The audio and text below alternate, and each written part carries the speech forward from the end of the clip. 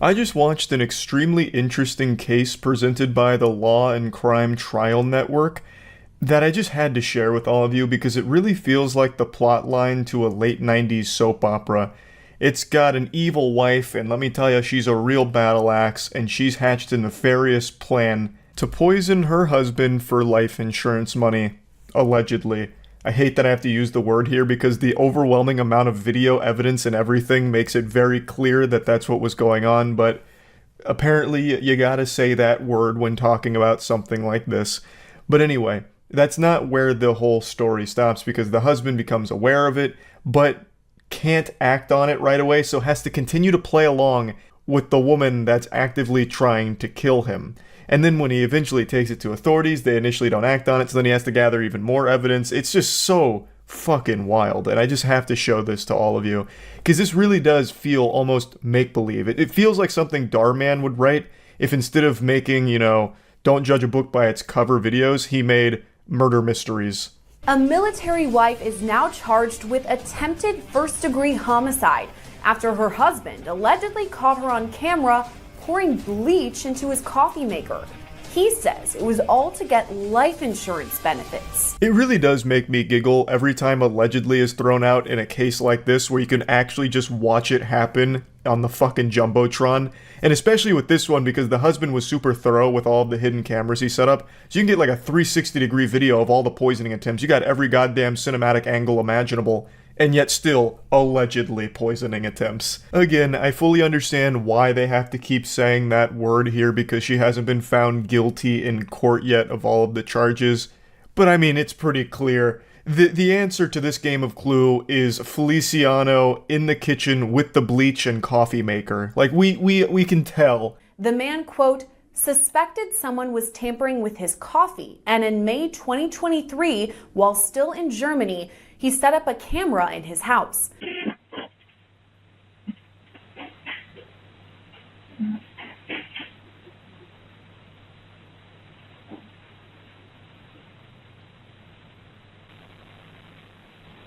The husband alleged his wife used bleach as a form of poison, storing the chemical under the sink. This is one of many videos that capture her pouring bleach into his coffee pot. So he became alert to something a bit off about his coffee and suspected tampering with it. And I imagine he was able to taste something was wrong immediately. Bleach is like one of the most agitating chemicals you can ever fucking ingest.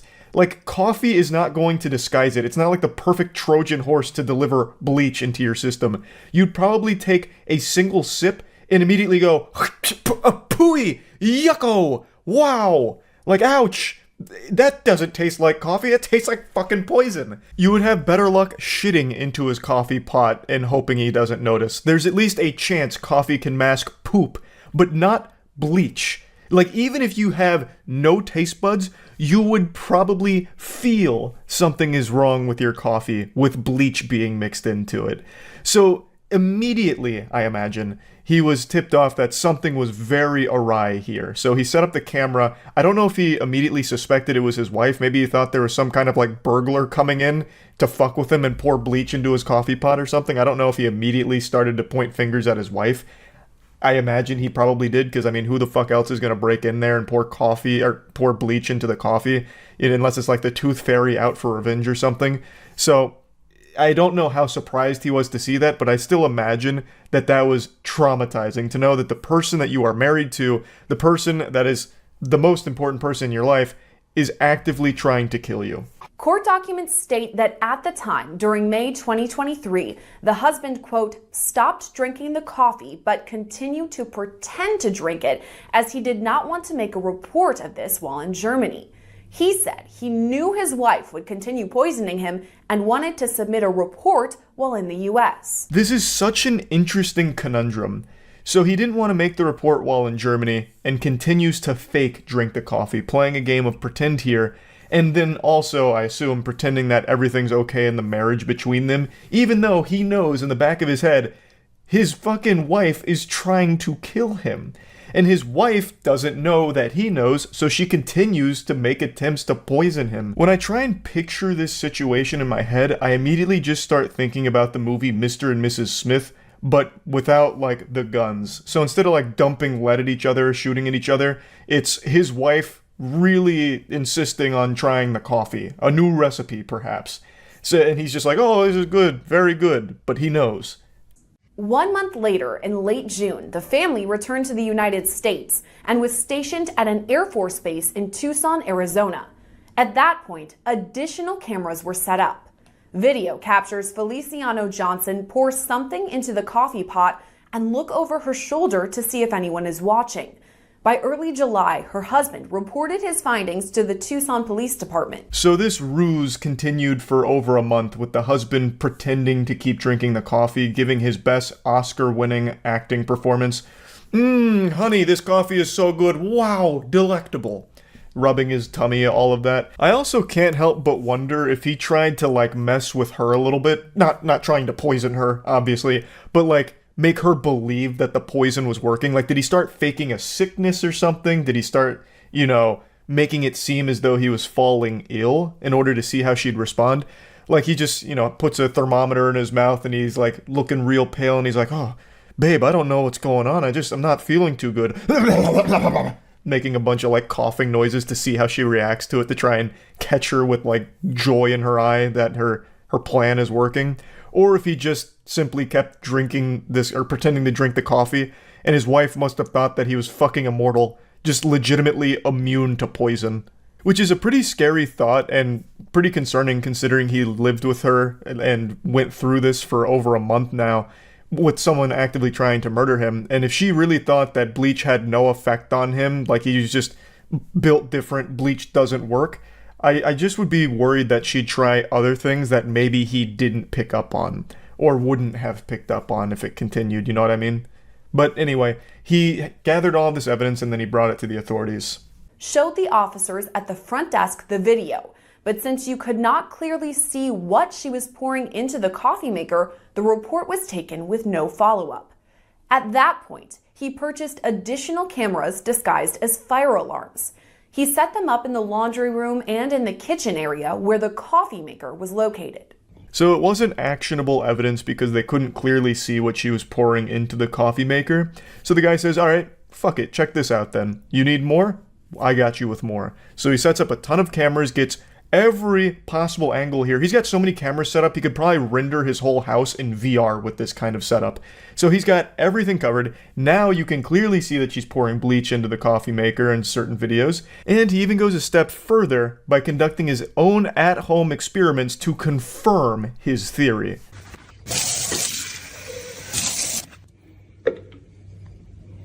Normal.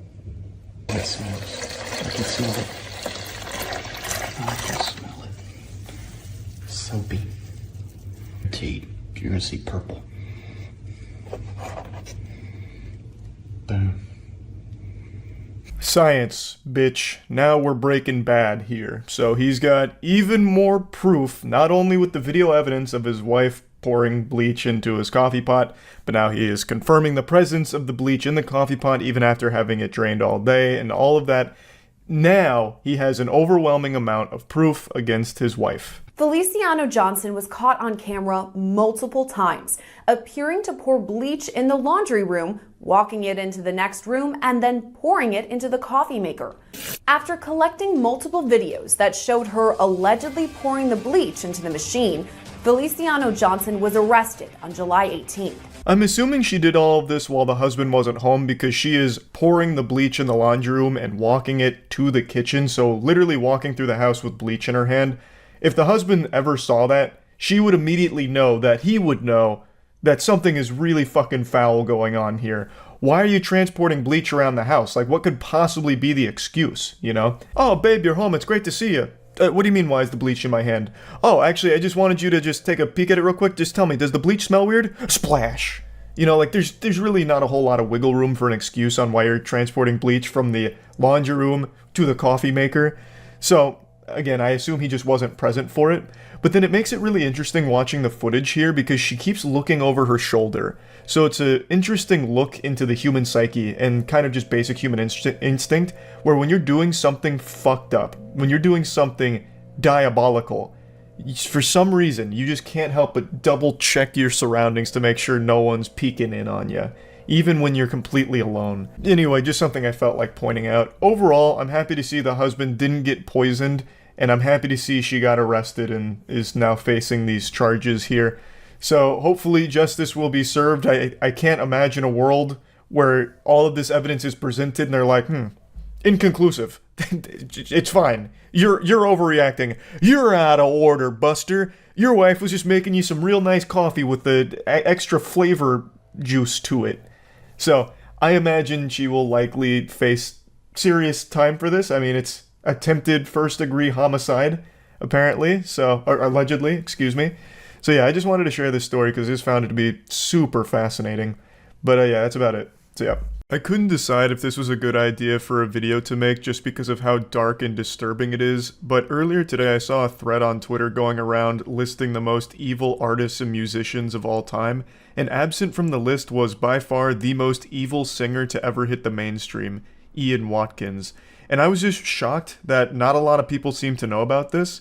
This was a story I followed as it unfolded back in 2012 because Ian Watkins was the frontman to my favorite band when I was a kid, Lost Prophets. In fact, if there's any archaeologists watching this and want to unearth some unholy relics, if you're able to find any re-uploads of my old Gears of War montages from 2007 and 2008, you'll hear Lost Prophets music that they're set to and edited in sync with. I used their music all the time in videos growing up because I was such a massive fan, so you can imagine how fucking disgusted I was when I learned the truth behind their singer. Ian Watkins' crimes are some of the most depraved I've ever read about, and in fact, the senior investigator said it was the most disturbing child abuse evidence he had seen in nearly 30 years on the force, and it's not an exaggeration. Ian Watkins was a serial child sexual abuser and even convinced some of his fans that were mothers to give up their kids to him to abuse, and would even convince the mothers to abuse their own children on video calls that he'd masturbate to. His sex crimes spanned years and even included the sexual abuse of a 10-month-old baby and attempted rape of a baby. Not only were his crimes some of the worst you could possibly imagine, but he was blatantly open about them as well. He'd even brag about fucking kids to some of his ex-girlfriends at the time. I feel like if the police officers had just asked him, hey, are you having sex with minors? He would have hit them with a, hell yeah, brother, and then went up for a high five. The whole story of Ian Watkins and his arrest is also the story of terrible police work from the department. There were years of reports and people desperately trying to get him behind bars, and they just wouldn't look at the evidence. They refused to look at all of the overwhelming evidence that was constantly being provided to them. The reason he ended up getting arrested was on unrelated drug charges, and they just happened to find this absolute fucking mountain, like a goddamn Mordor. They wandered in there and happened to find all of this child abuse evidence, but they were there for drug reasons and continued to turn the other cheek and ignore all of the reports coming from victims or people that had already compiled evidence and submitted it to them. Now, like I said, he wasn't very secretive with what he was doing. He wasn't exactly like some kind of cunning, sly, criminal mastermind. He was very open with the fact that he was a pedophile. Just look at this excerpt here. Look at one of the passwords he'd use for his computer. Ian Watkins is a sick psychopath who's currently serving 35 years in jail, which isn't nearly enough for his crimes. And he's not remorseful about it either. Like, just read this quote here, where he said he did it for the mega lols, talking about abusing and raping kids. So anyway, after reading that Twitter thread about evil artists and musicians, I really think it's worth talking about this guy and his history, since it seems it flew under the radar for a lot of people. So I'm just going to give a brief summary of everything Ian Watkins and Lost Prophets related. As I mentioned at the beginning, they were my favorite band when I was a kid. Before I even got into rock and metal, like with the other mainstream bands, I was listening to Lost Prophets. You know, this is way back in the day, but there was something called Penguinz0, which allowed you to make your own websites easily. And when I was in 4th grade, I made my own Penguinz0 website called coldflames.penguinz0.com. Don't even bother searching for it. It's dead and buried 6 feet under, went straight to hell. Not even on archive.org. But on my Penguinz0 website, the very first thing that would happen when you went there is the music video for Lost Prophets' Rooftop song would play. That's right, I was like an early adopter of the K-pop stan culture where they just spam music videos everywhere to farm views for them.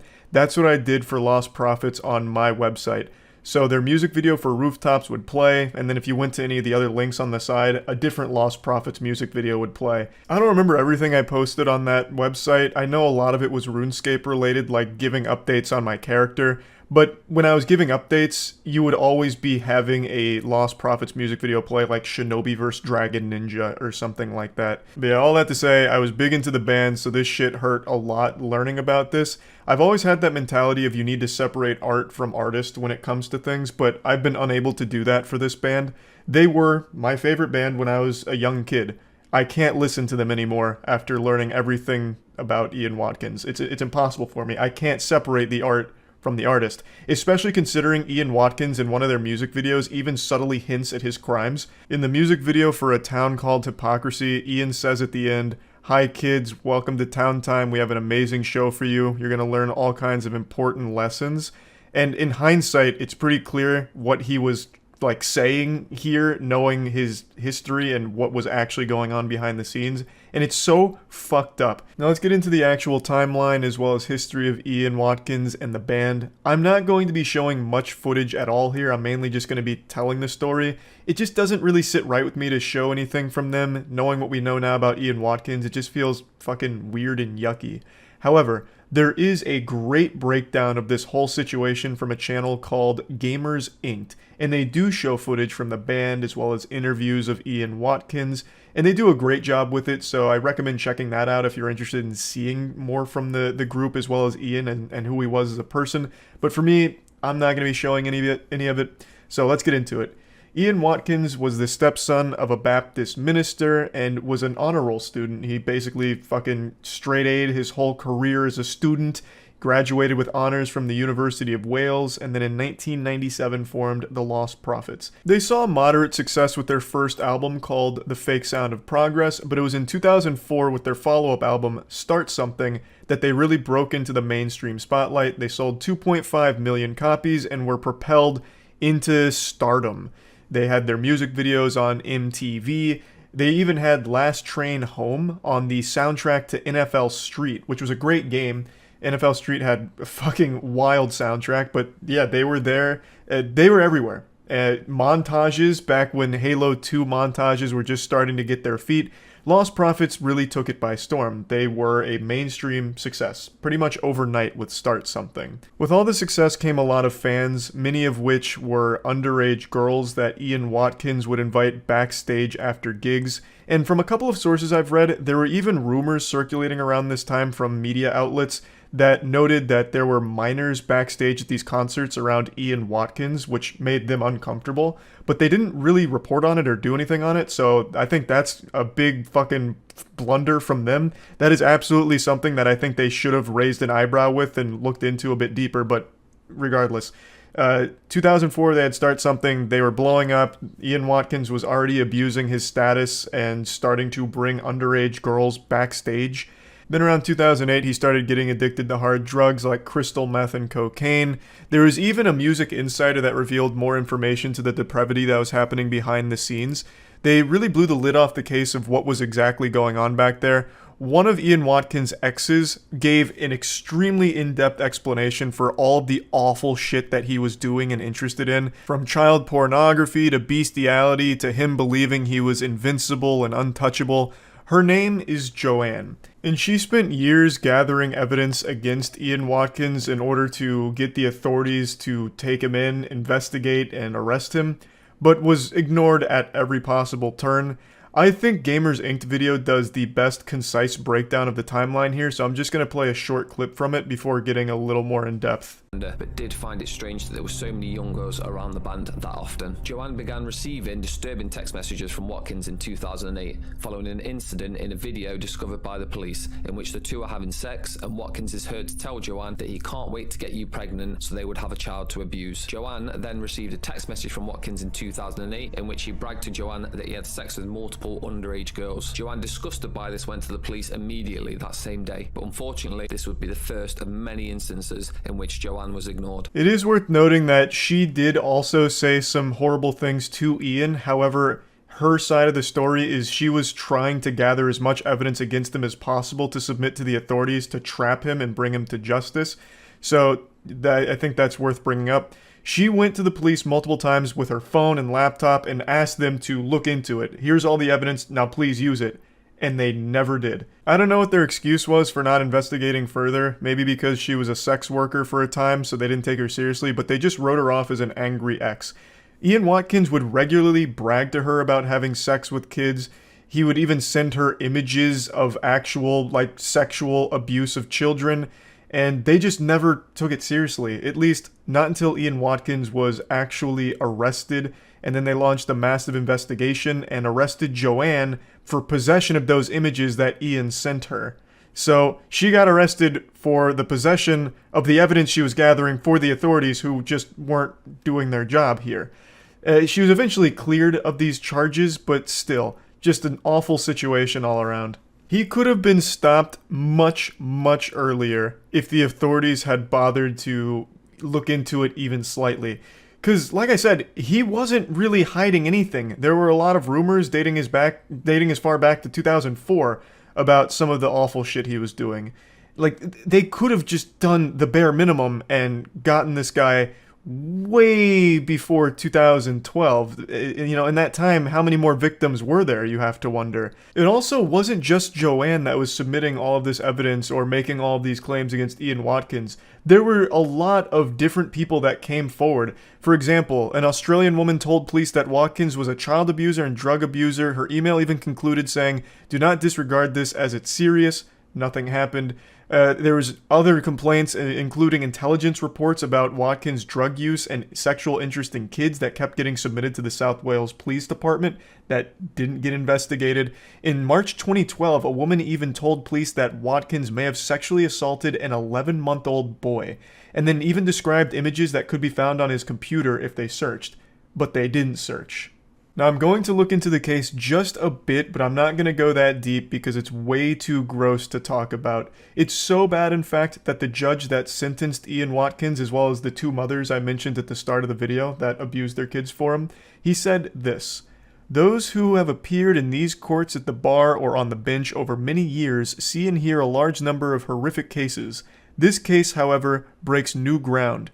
What you three did plumbed new depths of depravity." The full sentencing remarks can be found online, but I don't encourage anyone out there to read them because they will make you sick to your stomach. You will absolutely fucking puke. It'll ruin your whole day trying to read this. I'm only going to read a couple and bits and pieces of them. I can't read half of this shit. It's so fucking painful to even say. I'm only going to do a couple here, just to give you an idea of how bad this guy was. This isn't even the whole thing. So here, count 18 dates back to March 2007. You met after a Lost Prophets concert when she was a 16-year-old virgin. The prospect of taking her virginity excited you. You got her to dress in a schoolgirl's outfit and you videoed her and you having oral, vaginal, and anal sex. You asked her whether she enjoyed being your underage slut. At the end, you urinated over her face and told her to drink it. That gives you some insight into your attitude to young females at the time. Over 5 years before counts relating to count 19 dates back to August 2008. The girl was another fan, age 16. You videoed her having oral sex with you, and she is seen snorting white powder, which you told her was cocaine. This next part, I think, is going to be one of the most disturbing things you'll probably ever hear. This is in regards to the mothers, to one of them in particular. But you were a mother. Your infant was only 10 months old. A mother naturally loves, protects, shields, nurtures, and cherishes. Your infant would have trusted you implicitly. You betrayed that trust. What did you do? You had a detailed discussion with Watkins about the sexual acts to which the two of you were going to subject your infant. That's as far as I'm going to read, because then it goes into detail about what happened with Watkins, the mother, and that baby. And there is a video of it where they are sexually abusing a 10-month-old baby. And it's described in detail in the sentencing remarks. It is horrific. And this isn't all of it. These were only 3 counts that I just read to you. It goes on and on and on. I think Ian Watkins is the biggest monster to have ever existed in any capacity as a celebrity or a singer, and just one of the most depraved individuals I've ever read about. They talk about the child pornography images and videos he has with kids aged 2 to 12. It's like an endless amount of the worst things you could possibly imagine. So yeah, I think the answer to who is the most evil artist or musician of all time is Ian Watkins. There's a long list of horribly fucked up celebrities out there, and I think Ian Watkins is somewhere towards the top of that list. That's about it. So yeah. What I want to talk about today is something extremely infuriating. So if you're in a good mood right now, I tell you, you better kiss that thing goodbye because there will be no happiness left after this topic. I've talked about for a while that TikTok has rotted the minds of all of its users and convinced them that they're the main characters of the entire world and everything that happens around them is just a prop that they can use to get views and clout on TikTok. And today I learned about an absolute piece of shit named Alex Bodger. Alex Bodger pulled a Logan Paul. You remember when Logan Paul filmed the dead body in the Japan suicide forest and tried to use it as like the subject of his video, like, whoa, that's a dead body. He killed himself. What the fuck is this? You know, like I'm still surprised Logan Paul didn't start slapping Maverick merch on the corpse. Like he was really playing into it and using it as if it was some kind of great thing for him for views as a viral video. Well, Alex Bodger took a play out of Logan Paul's playbook, but even amplified it. So, the situation was, there was an argument that happened at a Starbucks. A father had asked a stranger to stop vaping near his 3-year-old daughter. The stranger got very upset, and it escalated into a murder. He stabbed the father right in front of his daughter, and he bled out and died right there at the Starbucks. Taking the life of an innocent father all because he asked you to stop vaping for a minute is horrifying. What an unhinged, evil monster. It's such a trivial thing. Just, hey bud, can you just stop vaping for just a minute or two? Like my daughter's right here and it's making us a bit uncomfortable. Like that, there was just no reason this should have ever escalated at all to begin with. Dude must have been vaping stupid juice. He threw his life away as well. He's going to spend the rest of his life in prison for this murder, as he should. Just an awful and sad situation, and it really does blow my mind reading stories like this, where someone kills over something so small. Like, there was just no reason to even be upset in the first place that this guy asked you to stop vaping. What's the big fucking deal? Just stop vaping for a couple of minutes. It makes no fucking sense to me. Now, where does Alex Bodger come into play?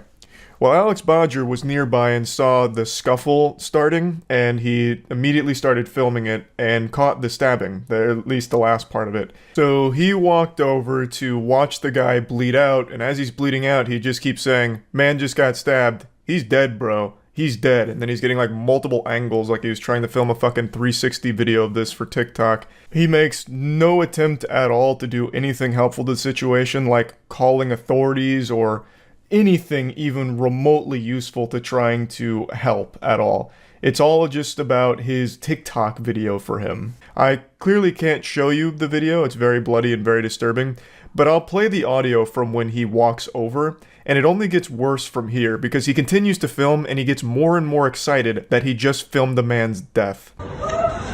Man stabbed, bro, right here. Right here. This guy just stabbed this guy, man. This guy just stabbed him, bro. He's dead. He's dead. He's dead, bro. He's dead, bro. After filming his passing, he then turns the camera to himself to make a selfie vlog out of it, which is why we now have this infamous picture of Alex Bodger. He's doing like the actual Twitch pog face with the dead, bloodied body right behind him. He couldn't stop himself from smiling and pretty much giggling. He was cheering on this death like he was at a fucking sports game. Such a chaos, Sonios. This motherfucker just died, bro. He just died, bro. Holy fuck. TikTok has just created an entire generation of absolutely fucking useless losers like Alex Bodger. Does nothing to help the situation and somehow uses a tragic murder as some kind of clout goblin scheme to make a viral video out of it. Now, luckily there is still some shred of hope for at least some TikTok users, because this guy got fucking dunked on so hard he deactivated all of his shit because everyone was bullying him for being this subhuman piece of shit that he is. So that's good at least. He even went back the next day in order to smoke a cigarette where this guy had been killed. Which is some real psychopath shit. I bet this guy really thought in his little smooth brain that this instance was going to be his ticket to the big time, the big leagues, the upper echelon of TikTok fame. He would be the guy that filmed the murder. I guess. Starbucks stabbing fam. So I'm walking down the road. I thought I see a street fight. I thought it was a street fight, right? So I start running over there. I start videotaping. This guy actually just looks like he's cosplaying as a generic psychopath. I don't know how to explain it, but just by taking one look at him, I know he lives alone in an apartment and abuses his pets. He addresses the viewers as the Starbucks stabbing fam.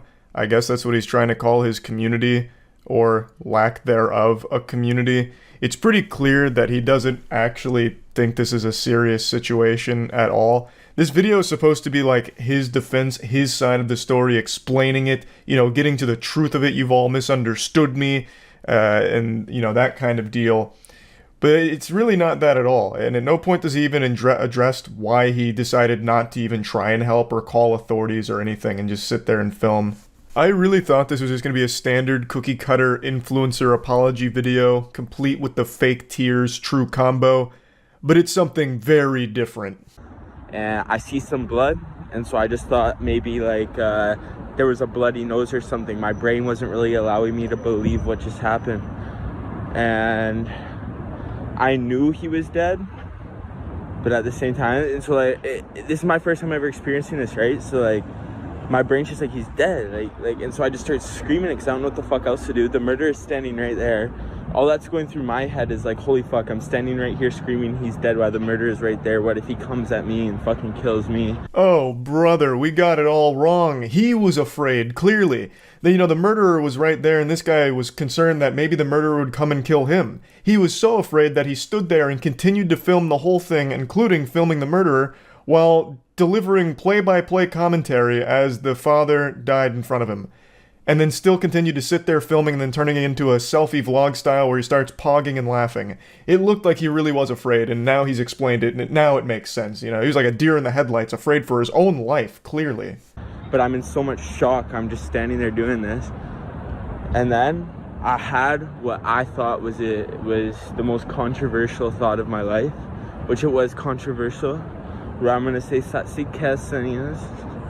This motherfucker. But the motherfucker just, that part, that smile on my face, that was out of uncomfort. I was so uncomfortable. I didn't know what just happened. That's how I always am in uncomfortable situations. I put a little bit of a smile on my face, And I fucking hate the way this guy talks. He is talking like he's still trying to woo TikTok girls with this shit. Absolute weirdo. He's putting that little, what's it called, vocal fry in his speech, even though I know he has a lisp and is trying extremely hard to hide it here with all of this.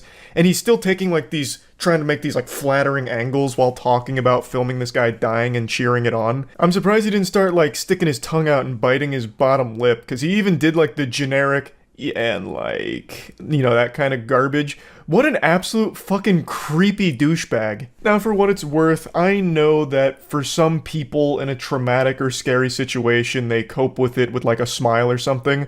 That's not what he did here. That's not the same response. Not only were you laughing and smiling, you turned the whole thing into a song and dance for you, for your content. You turned it into content. That's not just being uncomfortable and smiling. You literally turned the camera around to film you and the dead body like you were at a goddamn spring break concert.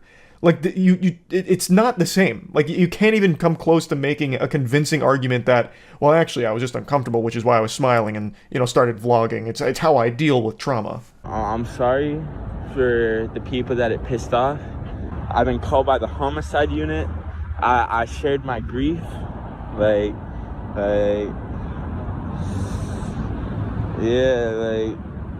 This shit, it doesn't faze me too much, only because I've seen I'll just say human life to me, the way I look at it, if I don't know you is meaningless. It's meaningless. I'm just keeping it straight up, but yeah, he's dead. What can we do now? What a totally normal person thing to say. Human life to me, if I don't know you, is meaningless. Oh, yeah, that's something not, concerning to hear at all. That's not like a giant red flag. I'm also very curious where his brain was going when he said, like, it doesn't faze him too much because he's seen and then he cut himself off. Also interesting that he contradicts himself because he stated that he was, like, traumatized by the event, saying that every time he thinks about the situation, he gets a feeling in his chest of pure fear. But in this video, he's puffing out his chest and, fucking spreading his lats like a bat, like he's such a big, strong man that this kind of thing doesn't faze him. So that's weird. What is it? Were you fazed by it, or does it not matter to you at all? And even in this video, said he shared his grief. Well, what grief? You already said you weren't really fazed by it, and since you didn't know the guy, his life had no meaning to you. So what the fuck are you talking about?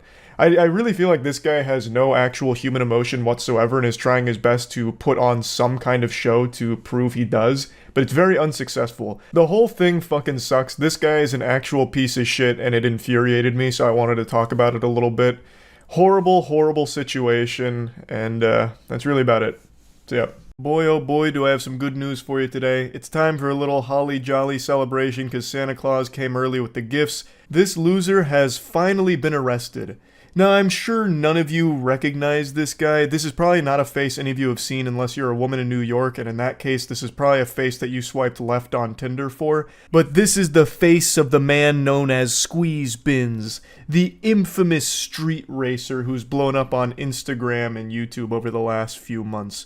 This isn't like a really stunning revelation. He just looks like a normal asshole. It's not like some kind of big twist like it's Bruce Wayne behind the Batman mask or anything. But I actually recently talked about Squeeze because he went on Neon's stream and did his street racing stunt maneuvers and ended up getting in a hit and run live on Kick. So of course I was making fun of him and tossing tomatoes, shouting boo. I think it is so incredibly lame to do the kind of shit that Penguinz0 was, where he'd just go out on public roads and put everyone's lives in danger around him, just driving fast and recklessly for his content. And this is a criminal who is addicted to attention, which has to be the worst combination for a human being ever. If you are a criminal, the last thing that you would want is a lot of eyes on you. But this guy, Jiminy Christmas, he was absorbing it like a sponge in a sink. This guy was more addicted to attention than a heroin addict is to the needle. This guy couldn't get enough of it, so he took every opportunity imaginable to promote himself. So this was always inevitable. He was either going to get arrested or get himself or someone else killed. Luckily, he was arrested before the second thing happened. Now, before really diving into the weeds of the arrest here and everything around it, I want to show you a little bit more of the lore to Squeeze, so you can get a big taste of the cringe that is Penguinz0. You mix danger, but there's also other people at risk when you do that. Innocent civilians. So what do you think about the element of danger for that? I've been doing this since real shit since I was 9. I used to take my dad's car out and I used to just bug out. I've been doing this for so long now that I feel like I did have some professional. This guy must have found a moron potion at some point in his life and he has not been able to break the curse. The effects still linger. He did an interview with Tommy G, a very popular video, over 8 million views here, where he's revealing some pretty sensitive information really, all while acknowledging that he's one of the most wanted people in the area by the authorities. How stupid can you be? He's going on a press tour here to promote himself while actively engaging in illegal activity and putting himself in as many places as possible, giving authorities all the evidence they could ever require. He also has the gall to call himself a professional. He is a talented driver, no doubt, but the only thing he's a professional at is not dying. That's it. He's going out there and gambling with everyone's lives and his own, and nothing beyond that. He's not a professional at anything, he's just currently surviving. Is all. How I drive. There's been incidents where I've gone out with people and they try keeping up with me and they've crashed. How fast do you go? I mean, there's been a video on live where I've gone one-handed 210 miles an hour. Filming with one hand, driving with the other, 210 miles an hour. Yeah. That's insane. Did that scare you? Not really, just to build up a tolerance of just speed. Do you feel like the police watch your Instagram? 100%, they do. Let's pop in the 100% they do, which is why I'm doing all of these interviews to help them in their pursuit. It reminds me of this classic story where the police put out a post on Facebook asking for information about a woman who was an accessory to a murder, and the woman they were looking for actually commented on the post asking about the reward money that was being offered, and so they were able to find her because of that.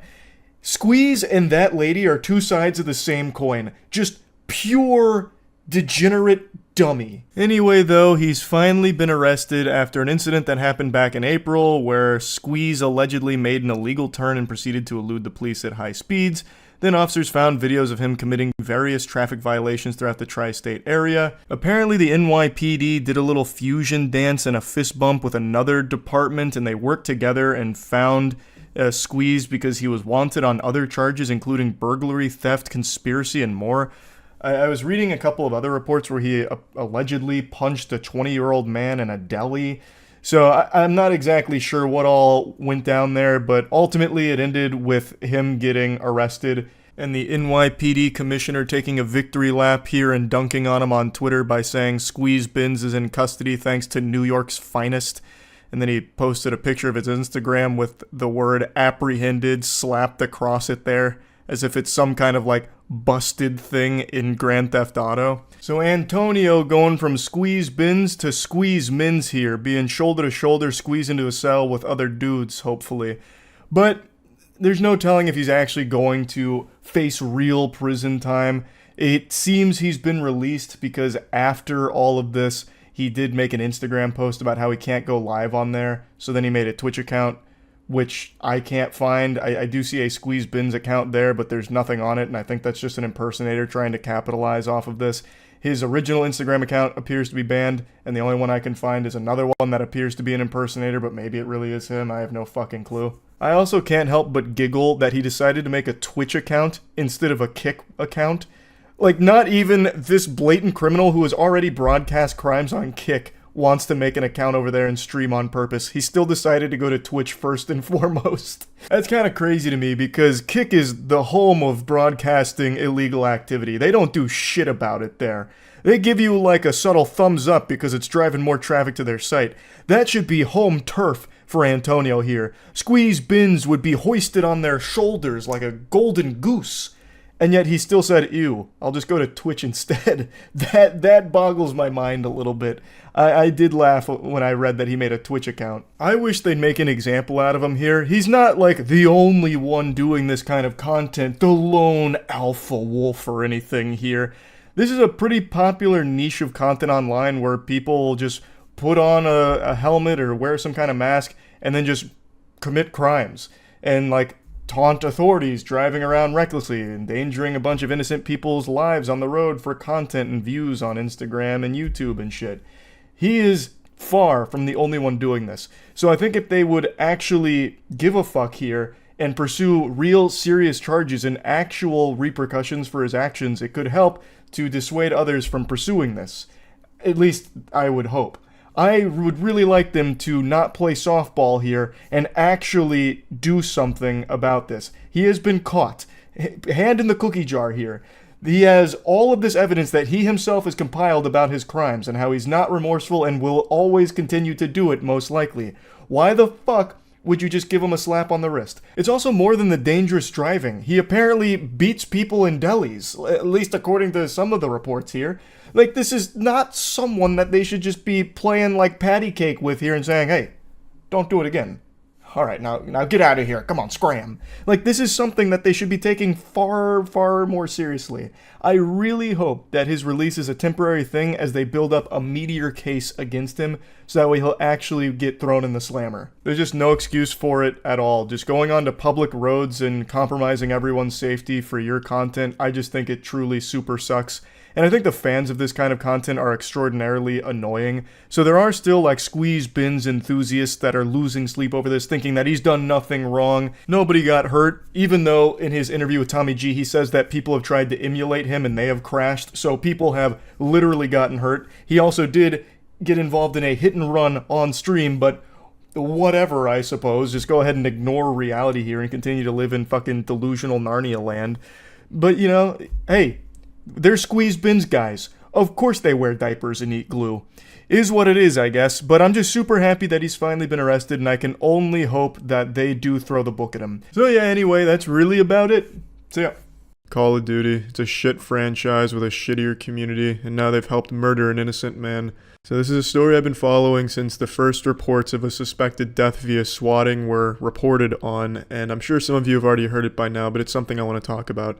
So this sad story goes, two man-children named Vaporize and Miracle. And I know upon hearing these abysmal names, you asked yourself, are these 8-year-olds that this story is about? No, these are not 8-year-olds that those names belong to. Those names belong to adults. And these two adults had a Call of Duty wager match for $1.50. They were really throwing the wood down that night, high stakes gambling, and they lost the match. They were on the same team and they got mad at each other and they blamed each other for the loss and they started going at it. No, my dick's 3 inches hard, so I have the bigger penis. Who cares if you have the bigger penis? A girl laughed at me once, and then eventually it escalates to the point where Vaporizer gets in contact with an even bigger virgin, the chief virgin. His name is Swatistic, and he had been known for swatting things like MLG matches and shit. Just really sad, pathetic stuff. And this human catheter did an interview on YouTube talking about this. I still watched it because I wanted to hear what a swatter sounded like, and it's exactly like what you'd expect, just as pathetic as you'd imagine. Right. Do you take any responsibility for what happened? The argument can be made that the police would have never showed up if I didn't make the call. However, I don't believe that I'm the only guilty party involved in this whole incident, considering I was contacted and, almost instructed to SWAT and taunted to SWAT, and I mean, of course, if you want to, you could say that, of course, I was involved. However, other people were involved. Yeah, the call was made by me, but as far as the whole incident, you could point the finger at numerous people. It's amazing how you can actually hear the back acne in this kid's voice.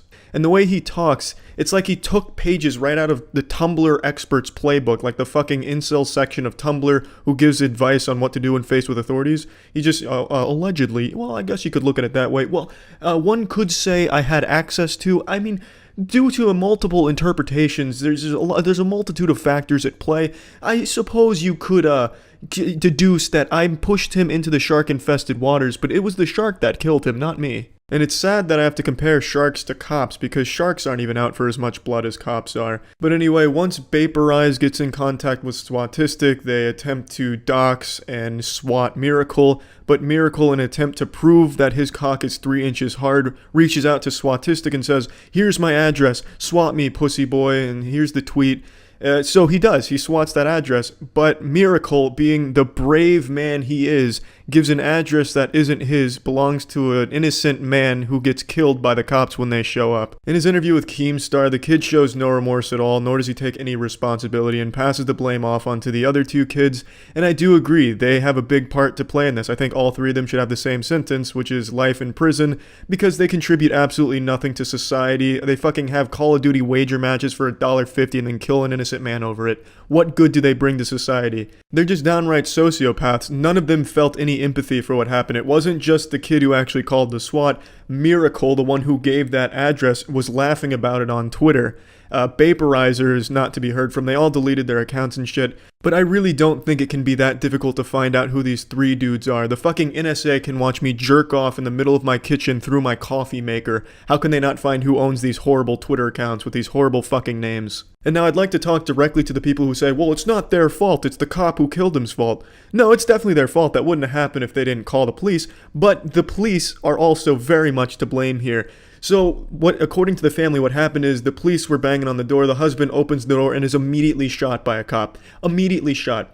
Why the fuck is he immediately shot? You go there because it's a reported hostage situation. I understand it's very high tension, you're nervous, you're on edge. But you knock on the door and someone opens the door. That's the expected response. Why do you panic and shoot him? It's like a pizza man going to my door because I ordered pizza. He knocks on my door, I open the door, and he fucking blasts me with a shotgun because he wasn't expecting me to open the door. What the fuck were the cops expecting? Did they think he was gonna bust through the second floor window like Action Man and land on the ground and turn himself in? Why did they freak out because he opened the door? I don't get that response at all. Everyone's like, oh, I feel so sorry for the cop. He's the real victim here. He's gonna have to live with that for the rest of his life. No, the cop is not the real fucking victim here. The real victim is the man who got killed and his family that he leaves behind now. I feel absolutely nothing for that cop except hatred. He's either A, the most untrained officer on the force, and the force benefits from him not being there, or B, just a bloodthirsty menace. Now, if it's the former, what kind of training do the SWAT go through? They're supposed to be the elite. They're supposed to be the best of the best. but apparently they're all so fucking afraid of their own shadow. What kind of training do they get? I have to know. Do they just put the fear of God in them? They train them like they're fucking dogs. Oh, if you hear a loud sound, just fucking shoot at it. You don't want to take any risks. No matter what happens, if you hear anything, if you see anything, shoot it. That's the only way to deal with problems. They just have to be so poorly trained. And the way they handle the situation after they kill the husband is just as bad. So they go there because it's a reported hostage situation. They kill the man who I guess they immediately assumed was the man who took the hostages. He opened the door, he must have the hostages. Fucking blast him. Okay, he's down. Now they have the hostages left. And what do? They make the hostages walk over the corpse and then handcuff them. What fucking heroes, huh? That's how you're trained to handle a hostage situation. You handcuff the hostage after making them walk over a dead body? Amazing. Absolutely amazing. SWAT is a fucking joke. An absolute fucking joke. I made this video when the story was still fresh and all the details weren't fully out there, and now I just watched an interview with the mother of the son who was killed by the police, and she says there was no knocking on the door. He heard noises, so opened the door and was gunned down. They weren't giving him any warnings or anything, they just killed him the second he opened the door. Which doesn't exactly make it any better for the police side of the story. I'm not going to take out the part of the video with the knocking on the door portion because there still is some sources claiming they did knock on the door and then killed him when he opened it. So really neither one of them looks better for the police. Him opening the door while they, didn't give him any warnings or anything and killing him, that's just as bad. I don't know what the fuck they thought he was doing, opening the door to charge them with riding on horseback or something. It's still a ridiculous scenario that doesn't warrant them gunning him down in any cases. Also, more breaking news as I was rendering this video out, the swatter has been arrested. Here's his picture. This is him. Looking like a man you'd find at your local card shop playing Yu-Gi-Oh! With the children. And now I'm happy to say, Tyler joins the Hall of Fame of swatters with Robert McDade and Zachary Lee, who are behind bars for many years. It's a fantastic conclusion, really. But this shouldn't be where the story ends. Miracle and Vaporize and the cop need to face repercussions for this event. This whole thing wouldn't have happened without Miracle and Vaporize coming together and forming the perfect storm of tiny penis and lack of testosterone. And if Tyler's going to jail, those two should also be going to jail. Vaporize will likely get raperized in there. And it'd be a miracle if the other guy's asshole wasn't stretched 2 feet. The cop also needs to be joining them with some more than just a paid vacation. There needs to be more done here. Justice hasn't been served entirely, but it's a great fucking start. And I just want to address this because I already know it's going to come up in the comments, people calling me just a cop hater, one of those fuck all cops kind of people.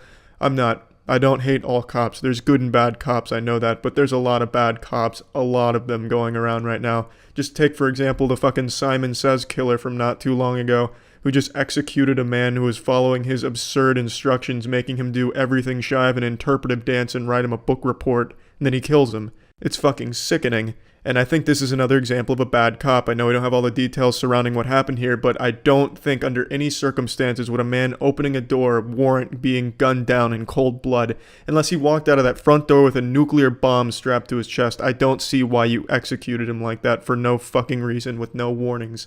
It's just disgusting. This is a bad cop. There's a lot of bad cops, but I don't hate all cops. Obviously not all cops are bad. But yeah, I mean, that's this whole story, and I'm super glad the swatter was caught, and we can only hope that justice is served for the other 3 that were involved in this tragedy. So yeah, that's it. See ya. I hope you slept well last night, because you may never sleep again after watching this. I'm going to show you what a real demon looks like in our world. If I asked you to picture a devil, I think a lot of you would go to like him from Powerpuff Girls, like just that really classic red monster with horns. But in real life, that's not what a devil looks like. This is what it looks like. Kenneth Copeland. Kenneth Copeland is a preacher, evangelist, whom I've referenced many times in the past, that exploits religion for financial gain. He is extraordinarily wealthy by taking advantage of the people in his faith. And he does all of it with a smile on his face and an attitude that resembles just pure evil. He is what I believe to be a wolf in sheep's clothing, as they say. Let me show you one of his most famous interviews, which is going viral again, which is why I wanted to talk about it, where he was interviewed by Inside Edition about his lavish lifestyle. How are you, sir? We'd just like to ask you about why you don't want to fly commercial. Why have you said that you won't fly commercial? You said that it's like getting into a tube with a bunch of demons. Why do you think that? Yeah, he's one of those private jet preachers that I always like to insult and call attention to the hypocrisy of, People like him, these evangelists or heads of mega churches that live a life of outrageous luxury financed off the backs of those in their congregation who are donating under the guise that it's going to help further their faith or help the church or something like that, when really all it's doing is enabling them to live a lavish lifestyle. It always just makes me sick to my stomach. It runs so counter to the Bible that I have no doubt in my mind they will likely be going to hell without God even giving them a consideration of entering the pearly fucking gates up there. It is deplorable. It is just diabolical stuff. And yet it is so common. I just recently talked about an online pastor who blamed his cryptocurrency scam on God, saying that God made him make a shitcoin to scam the people that follow him, which has to be one of the most blasphemous things you can ever say as a pastor, but he had the gall, the fucking chutzpah, to blame the crypto scam on the Lord. And you're going to see this a lot throughout this interview, and if you ever dive into this rabbit hole of corrupt pastors, they always use their connection with God as the excuse. Well, God actually wants me to have a whole fleet of private jets. It's actually very Christian to be wealthy. And it's just a complete bastardization of what the Bible's supposed to teach. No, listen to me just a second. Not the people.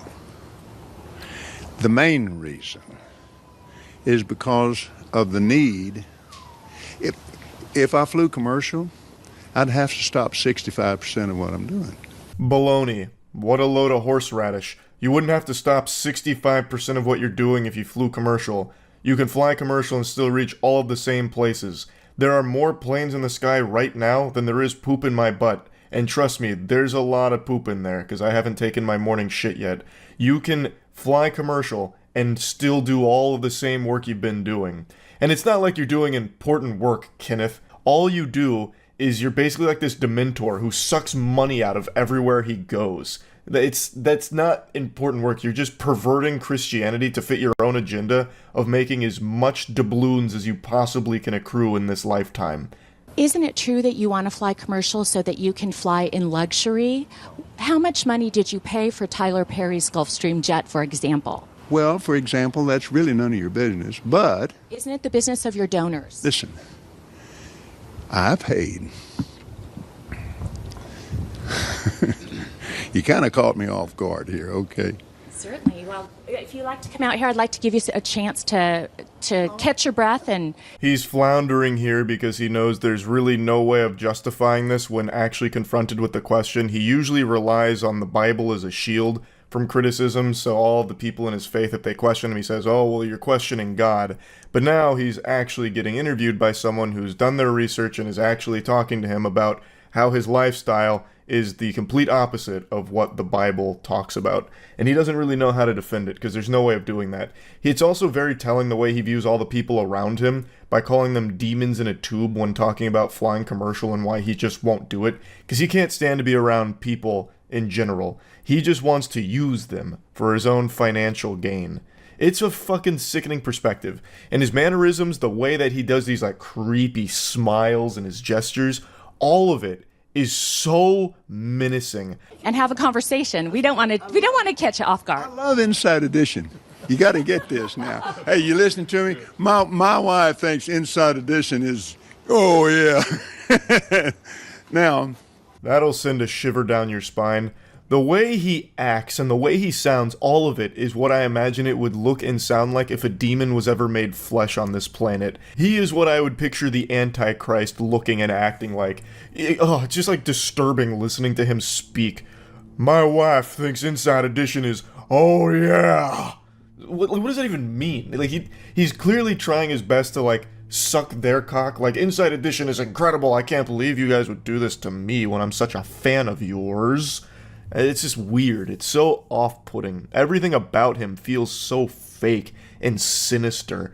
Thank you, Lord. Help me. Let me pray this thing. Well, let me just ask you a really simple question. A lot of people think it's unbecoming for a preacher to live a life of luxury and to fly around in private jets. What's your response to that? Very simple. It takes a lot of money to do what we do.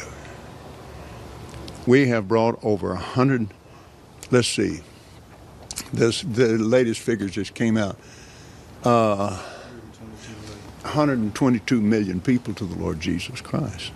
Can you show me the Carfax on that? I'd really like to see the data to support that claim. What I think happened is you brought in $122 million. That's not necessarily bringing people to the faith, you know what I mean? That's more like bringing the clams to the bank, is what it seems more to me. I really appreciate the Inside Edition interviewer not pulling any punches, just playing hardball here. She is absolutely cooking Kenneth. She is slapping his cheeks on the grill and whipping up a fine ass patty here at the barbecue today. Watching Kenneth squirm is priceless, and you're going to see his defense mechanism, as it is for a lot of these corrupt pastors, is always like, I need to pray, hold on, wait a minute, I'm getting a message from God, it's a transmission into my cerebral cortex, hold on a minute. And then he's like, oh Lord, I pray, wait, hold on a second, Inside Edition, shit, I'm getting overcome with the faith again, he said I need another private jet, oh yeah. Like, it's one of those things where, in the middle of being confronted with an indefensible statement or an indefensible act, they desperately cling to, hold on, I gotta pray real quick. Like, no, I'm a good person because God's talking to me and I gotta pray. I'm so overcome with it, I've gotta pray. And you see that time and time again when it comes to this. It's pathetic. And it's honestly an affront to God, I would imagine, to try and use him as your get-out-of-jail-free card. That shit, again, that's gotta be blasphemous. It's gotta be. Without the airplane that we have that I bought from Tyler Perry, and I didn't pay anywhere. Tyler's one of the greatest guys. He made that airplane so cheap for me, I couldn't help but buy it. Case closed. It was such a good deal, he was losing people's money by not investing it in that private jet. Man, thank God for Tyler. I have no doubt the good Lord put Tyler in the position he's in today just so he could give Kenneth Copeland a private jet at a great deal to continue to spread the good word and the gospel. Well, my question then, okay, all right, but I want to get to the demons because people are very concerned about that comment. Give me a chance here, Inside Edition. Okay. I love your eyes. And I don't know what all this was here. It was like a cat playing with a toy. He was just like swatting at her or something to get her to stop. And then he gives her a random compliment out of nowhere, just like a rogue statement. You have great eyes. What the fuck is that? Why are you so unhinged? He's all over the place here. Here's what happened. We flew in 21 days, 70 hours, 40,000 miles, touched 5 continents, and preached face to face personally with 125,000 people. Do you ever... What in the fuck are you yapping about? Huh? What are you blabbering on about? That has nothing to do with your statement about the demons in the tube from commercial airlines you can't be caught dead around. This is a nothing burger. What are you talking about? This is, again, dodging it and just putting it on like, oh, we do great work that can only be accomplished through the use of a private jet. We couldn't reach all of these places commercial. It wouldn't make any sense. It's got to be a private jet, a very luxurious one, so I can be closer to God up there in heaven. It's fucking ridiculous. Do you ever use your private jets to go visit your vacation homes, for example? Yes, I do. Okay. Again, getting back to the comment, you said that you don't like to fly commercial because you don't want to get into a tube with a bunch of demons. Do you really believe that human beings are demons? No, I do not. And don't you ever say I did.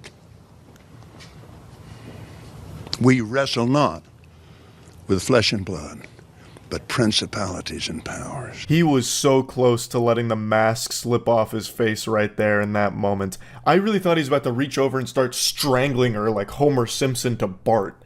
Like, he gets the finger out and he gets really stern and serious. That look that he gives her, that would strike fear in the hearts of anyone. His facial expressions are so exaggerated, he's like a Pixar character. The way that he's able to constantly have these wide range of emotions that he conveys like that. The way he flips from infuriated to like smiling at her in the creepiest way possible, it's alarming. Everything about this guy should be sending you into a fight or flight response. As opposed to just throwing money at him, it should be running away from him. Can you explain what you meant by that term then? Just explain, because it's really simple. You said you didn't want to get into a tube with a bunch of demons. What did you mean? Well, let me ask you. Do you think that people that fly commercial are demons? If you give me a chance to talk, sweetheart, I'll explain this to you. But it's a biblical thing. It's a spiritual thing. It doesn't have anything to do with people. People, I love people. Jesus loves people. That's probably the first truthful thing he's ever said in his life. I have no doubt that Kenneth Copeland loves people.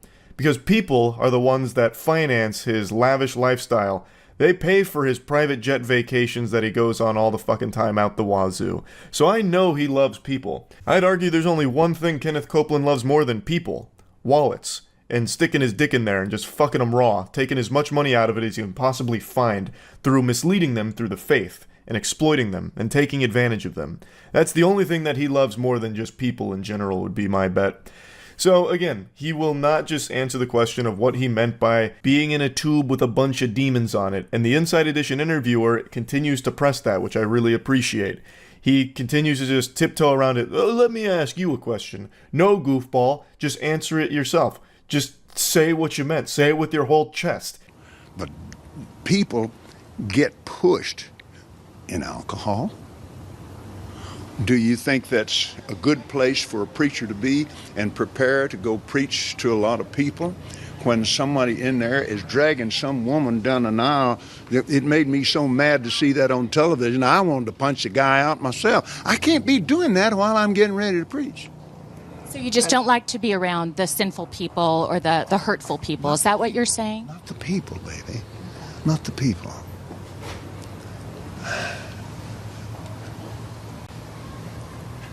Back during the days that we couldn't do anything else, we had to travel commercial. The saddest period in his life when he had to fly commercial. God bless, I can't believe he made it out alive with that. Yeah, that's horrifying. Horrifying. But again, Kenneth, you're directly referencing people when you're talking about this. You gave an example of a man dragging someone down the aisle. Like, what? You're literally talking about people, and you're like, no, not the people. What the fuck are you talking about? And he brings up, like, alcohol? I can't be around alcohol in commercial. That's not a good place for a preacher. What the fuck?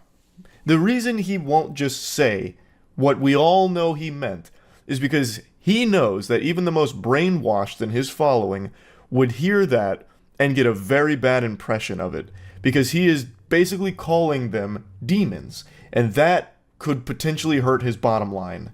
We wrestle not with people, but with principalities and powers, unseen things, rulers of the darkness of this world. Talking about the devil, he's a very real devil, just the same as Jesus is a very real Lord. Yeah, I'm starting to agree, Kenneth. I feel like I'm watching an interview with the devil right now. He continues, again, to just try and start spouting sermons that are pretty unrelated to this whole thing. He then talks about how many jets they have, and, well, he still has no way of defending it in any meaningful capacity. Because you can't really defend it, because there is no universe where a preacher needs this level of wealth to do what they do. It's gluttonous. That's a sin, Kenneth. It's corruption. Blatant corruption. And it comes from, at least partly, from the donations of just normal people that go to these mega churches or go to these traveling evangelists, that kind of shit.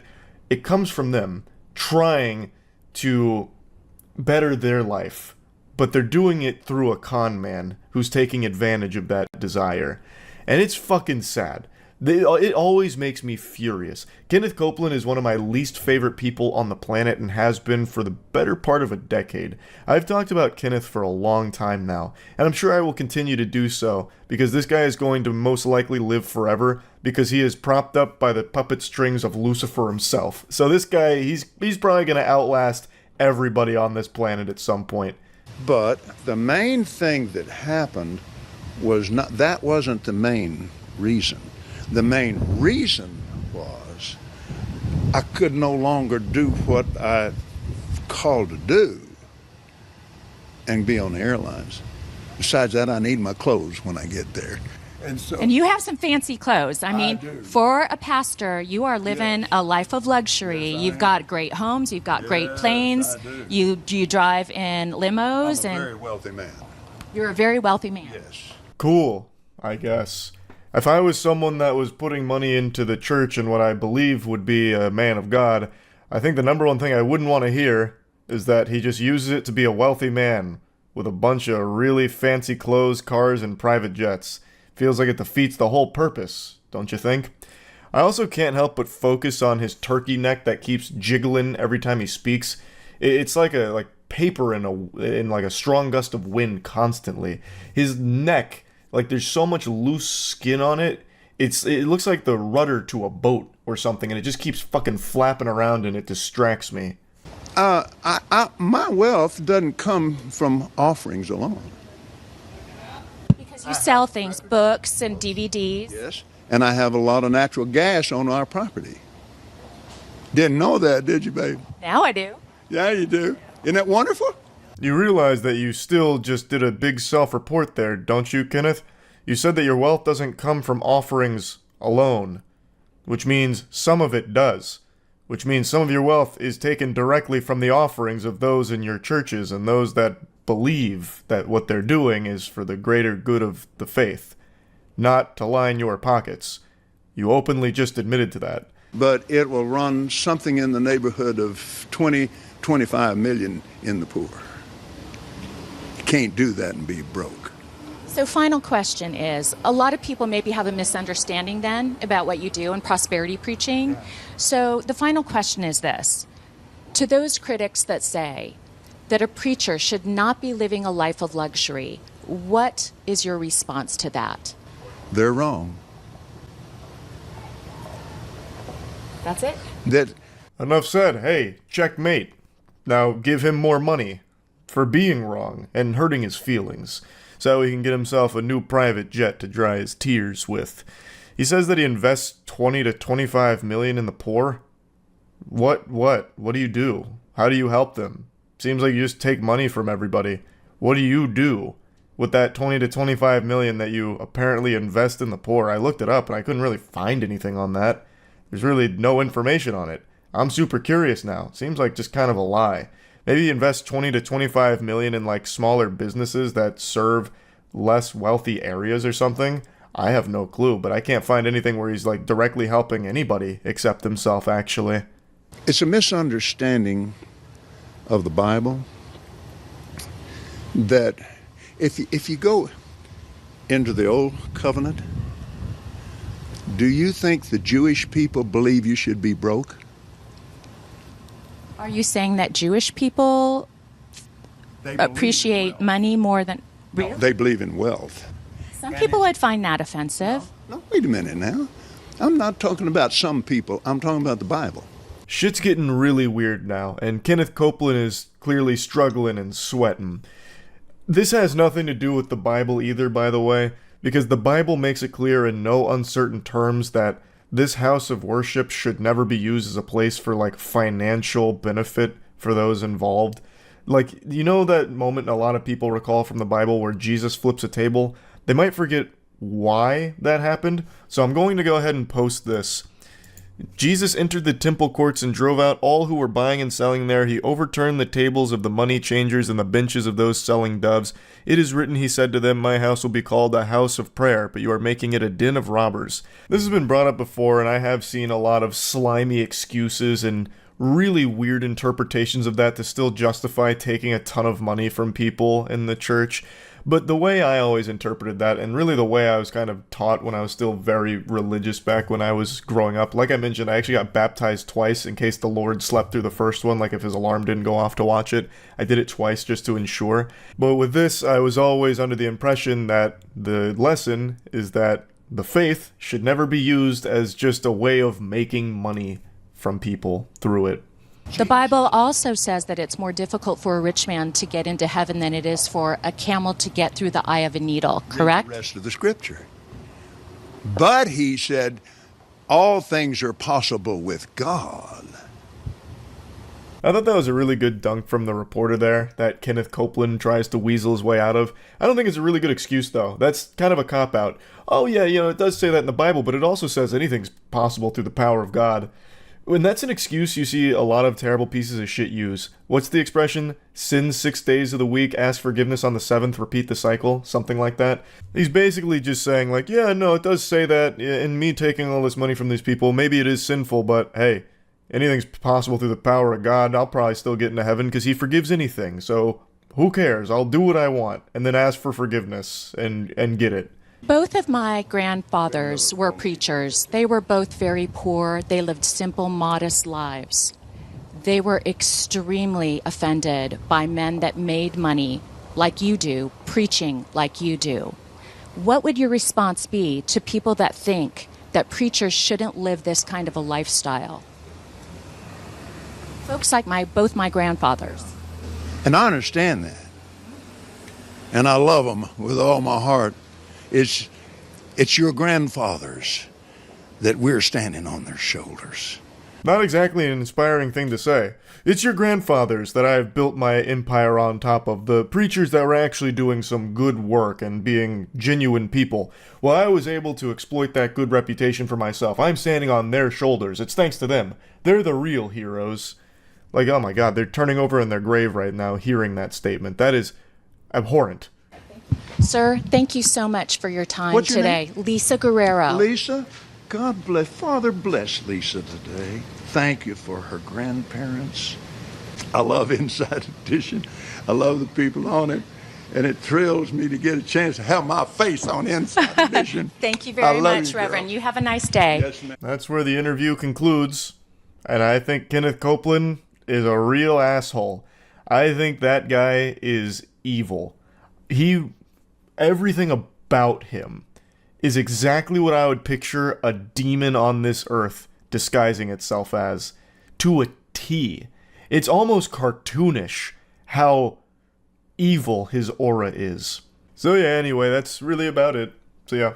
I was going to include all this shit in yesterday's video I did about the coronavirus, but I felt the way evangelists have been responding to coronavirus is totally different from how the normal people have been. Normal people aren't, out there maliciously buying toilet paper and hoarding it just to be assholes. They're panicking. They're afraid. So they're hoarding toilet paper like it's gold. They think the world's going to turn into the fucking Fallout New Vegas where they're going to be using toilet paper for currency instead of bottle caps. It's just them being afraid. Whereas the only thing some of these evangelists are afraid of is missing out on a fat paycheck. Let me make this clear. I have no problem with people of faith. That's not what this is about. I have a problem with these evangelists preying on people's fear. Saying shit like, if you buy this Christian gospel rock album, it'll set up a spiritual barrier around your house protecting you from the coronavirus. There's just been a whole bunch of this shit going on right now that I'd like to show you a bit of. Asking an evangelist to help with coronavirus is like asking your high school bully to help with your confidence and self-esteem. It makes no fucking sense. So we'll start here with Pastor Jim Bakker, who's out here peddling a silver solution as a corona cure. I also have no doubt that it's not even silver solution, it's probably just a bottle of his own urine. Also, they call him a pioneer of Christian television, and yet this shit broadcasts in like 144p and they still sell all their shit on VHS tapes. A real pioneer, real innovator. Can't wait to see what Jim Bakker's gonna do next. He might take Christian television all the way to a CD. This influenza that is now circling the globe, you're saying that silver solution would be effective. Well, let's say it hasn't been tested on this strain of the coronavirus, but it's been tested on other strains of the coronavirus and has been able to eliminate it within 12 hours. Yeah. Totally eliminate it, kills it, and deactivates it. Yeah. And then it boosts your immune system, so then you can support the recovery, because when you kill the virus, then the immune system comes into action to clear it out. So you want a vibrant immune system as well as an ability to deactivate these viruses. That's so good. Yeah, so these octogenarians hype up the silver solution like it's a goddamn panacea. This is just the stupidest shit. This is like me going on TV and saying, hey look, I have Phoenix Downs. They worked in Final Fantasy to revive people. They can bring people back from the dead in the real world too, I'm sure. They were selling these for around $125, and enough people bought them to have it become a big deal, and now they're being sued as a result of this, which is great news. I think that's fantastic, but it's sad to know that there are people out there chugging bottles of silver solution as a result of this. They're probably doing shoeies of silver solution, fucking shotgunning it like frat boys with silver solution. Now, I'm sure you already knew Kenneth Copeland was going to be in here, the world's most famous asshole evangelist. got in the plane that God so graciously gave us, and we're flying home. As I was going home, the Lord, real quickly, he said, Jesse, do you like your plane? This is a conversation between Kenneth Copeland and his co-host Jesse where they're defending their private jets because people started to call him out on, we're giving you this money and you're buying private jets. So they defend it, and it's some pretty despicable shit, honestly. I half expected him to start passing around his PayPal information and tell people that he started a fundraiser because the Lord said he needs more money for a bigger yacht. The world is in such a shape, we can't get there without this. That's right. We've got to have this. You can't manage that today. Right. This dope-filled world. Right. And get in a long tube with a bunch of demons. Right. That's exactly the And point. it's deadly. We're in soul business here. Right. This is what everyone knows Kenneth Copeland for. Him saying getting on a public airline is like getting on a long tube with a bunch of demons. Also, this man is the most demon-looking motherfucker on the planet. This guy looks downright evil. This is what I imagine Satan looks like in hell. But not only does he look and sound like he rules in hell, he fucking acts like it too. Again, getting back to the comment, you said that you don't like to fly commercial because you don't want to get into a tube with a bunch of demons. Do you really believe that human beings are demons? No, I do not. And don't you ever say I did. We wrestle not with flesh and blood, but principalities and powers. A brief glimpse of the hellfire and wrath beneath that mask. Pretty deplorable shit, but this has nothing to do with what he's doing with coronavirus. I just wanted to bring everyone up to speed, or just give you a refresher on the Kenneth Copeland lore from the old manga, I suppose. Here's the coronavirus shit. Put your hand on that television set. Yes, Lord. Hallelujah. Thank you, Jesus. Sounds like the world's worst ASMR. I also don't know what his hand is covered in, the old sacred semen there or something. Looks like he just dipped it into some candle wax. Thank you, Lord Jesus. He receive your healing Yes. now. Say it, I take it. I take it. I have it. I have it. It's mine. It's mine. This whole segment here reminds me of Squidward when he goes to be all alone and you keep hearing alone repeated in multiple different voices. That's this Kenneth Copeland coronavirus healing segment in a nutshell. Far be it from me to question how effective wet fingers can be when curing the coronavirus, but I mean, if you're not even in the same room with the wet fingers, I think the effectiveness of it goes down even further. I don't think putting your hand on a TV where Kenneth Copeland's hand is going to do much. In fact, maybe that TV you're touching has coronavirus on its surface and now you just kind of fucked yourself and Kenneth Copeland hasn't healed you. He's fucking pranked you and given you the coronavirus. I mean, you're really taking a gamble right there. I thank you and praise you for it. Yes, Lord. And I forgive if I have aught against any. I forgive. And I praise you that I'm well and whole. I praise you that I'm well and whole. Yes. According to the word of God, According to the word of God. I'm healed. Yes. After this aired, coronavirus cases dropped to 0 and coronavirus stopped existing. And I consider not my own body. Yes. Consider not my own body. I consider not symptoms in my body. I consider not symptoms in my body. But only that which God has promised. Only that which God has. Only that what the Word has said. Only that what the Word. And by His stripes I was healed. And by His stripes I am healed now. I'm not the sick trying to get healed. I'm the healed and the devil's trying to give me the flu. Yeah, fuck the devil. At least this was free, I'll say. This was a free healing done through the television. At least he wasn't charging for it or anything, so that's good, especially considering everything else does have a price, like the silver solution. Alex Jones isn't necessarily an evangelist by traditional definitions, but he's also been going around saying that his toothpaste is an anti-coronavirus combatant. So this is being used by a lot of different people just preying on this panic, and I think it's despicable shit. That's it. So yeah. I'm not usually one who believes in the paranormal, unexplained hocus-pocus like ghouls, goblins, gnomes, ghosts, and birds. But with this situation, I am starting to believe there might be something that science can't explain. 3 days ago, I made that video on Kenneth Copeland, the man whom I believe to be a demon in human skin. He's an outrageously wealthy, corrupt preacher who uses faith to fuck the piggy banks of all of his followers to take as much money from them as possible and hoard it all for himself. And on the same day that I posted that video, this peculiar piece of information drops about an unhinged pastor going on a rant defending rapists who assault women for wearing shorts. It's just an interesting coincidence that that all broke on the same day that I was covering Kenneth Copeland. It's like that phenomenon, like in Grand Theft Auto, where you see a car you've never seen before, you steal that car, and then all of a sudden you see it everywhere.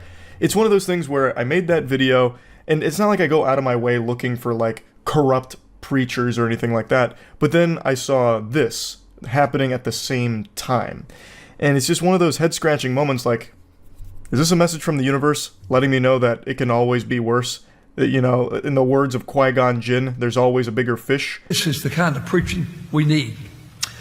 I told my wife, I said, Mama, when we go to Pigeon Forge, to the outlet malls, when you go uptown here. Goober's out here looking like Kingpin from Into the Spider-Verse. He's got that fucking wide bowling ball build here. His name is Bobby Leonard.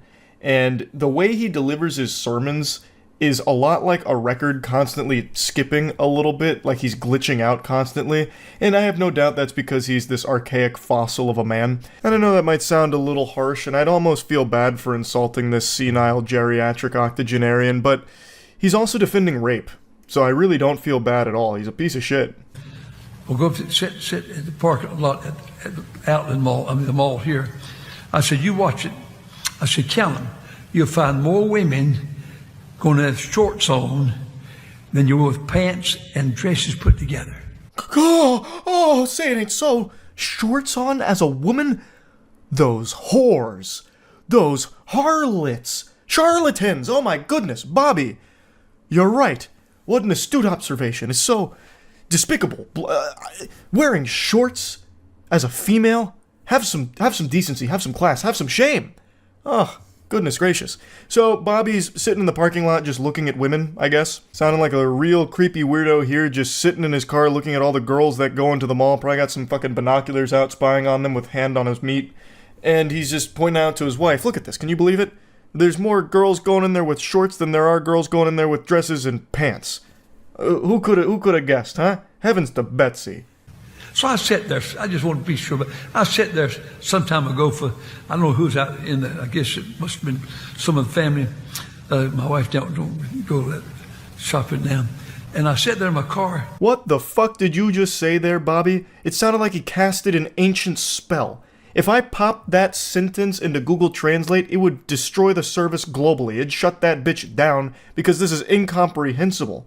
What in the world? He just hit a full-blown scat man in the middle of his sermon. Sounded like Porky Pig. I thought, I'm going to see if that's right. And I counted. Try that. You'll find more women go in those places with shorts than you will women with pants and dresses put together. Try it. Yeah, go ahead, everyone. Try it. Land yourself on the sex offenders registry for being some kind of alarming creep in your car just looking at women's bottom half to count if they're wearing shorts versus dresses or pants. Very normal thing to do for a sane individual, Bobby. Great advice. What a remarkable challenge to issue your followers. He is way too fucking old to be speaking in front of people, by the way. He actually talks as if there's just perpetually peanut butter in his mouth and he's struggling to get through the words so that way he could, like, enunciate them. It's brutal listening to him blabbermouth like this. If you got time, try it. Have your boy go up there and try it. Just watch for him. Have your girl go up there and watch for it. And you know, I used to say this. I haven't said this in a long time. You ready? I said, if you dress like that and you get raped and I'm on the jury, he's going to go free. You don't like it, do you? I'm right, though. I can't help you don't like it. I'm right. Because, you know, a man's a man. A man's a man. Jiminy Christmas. Bobby raping's his hobby, Leonard, just saying flat out with his whole chest, if a woman gets raped and he's on the jury and she was wearing shorts, he would let the rapist go free.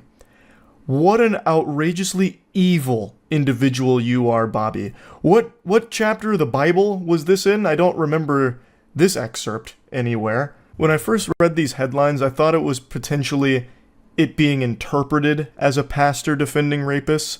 But nope, he just outright says it. He's not beating around the bush. He's not trying to hide anything. He's going full mask off, just saying point blank that if he is on the jury and a woman gets raped and she's wearing shorts, Bobby would let the rapist go free.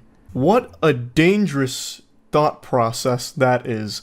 He just believes that men are going to rape a woman because she's in shorts, and that they're justified in doing so. This leads me to so many questions I'd like to ask Bobby on a personal level. For instance, how many women have you sexually assaulted because of their clothing choice, Bobby? That was probably too many words. His brain can't process all of that. Let me break it down in simpler terms. How many women have you raped, Bobby? I feel as though the only people that would ever defend a heinous action such as rape would be a rapist. Like, I don't think you have many rape allies. And meanwhile, Bobby Leonard here, in front of the entire church service, takes time to justify that. So that is really alarming shit. I don't know how this plays into Christianity at all. I don't know why he would say any of this during a sermon. I don't know what he expected to happen. Like, I was with my wife the other day looking at girls going in the mall. They're all wearing shorts and stuff. And you know what? I used to say this. I'm going to say it right now. If a woman's wearing shorts and she gets raped and I'm on the jury, that man's going free. Can I get an amen? Hey, what are all these boos for? When I was a boy, 85 years ago, 80 years ago, I was raised in Martinsville, Virginia, partly in Moxfield, North Carolina. Listen, I don't remember women wearing anything but dresses. So what, you senile worm? It doesn't matter what a woman is wearing, she shouldn't be raped. Rape is bad no matter what. There's no justifying it, you absolute fucking scumbag. Back then, well, anyway, I want you to go home depressed tonight. I'd rather go home encouraged, but I want you to go home wanting to serve God. But it seems that it seems like we've paid no attention to God. Oh yeah, this is all about God at the end of the day here. Yeah, I'm sure this whole little tangent you're going on is very biblical. You know, the Lord was famous for justifying rape. You know, in fact, it was the 11th commandment that unfortunately Moses just left at the top of the mountain. Thou shalt not rape unless it is a woman wearing shorts. Am I right, Bobby? Isn't that right? And the Bible says sometime that people think God has delayed his coming. And so as a result of thinking God's delayed his coming, they begin to eat and drink and be drunken.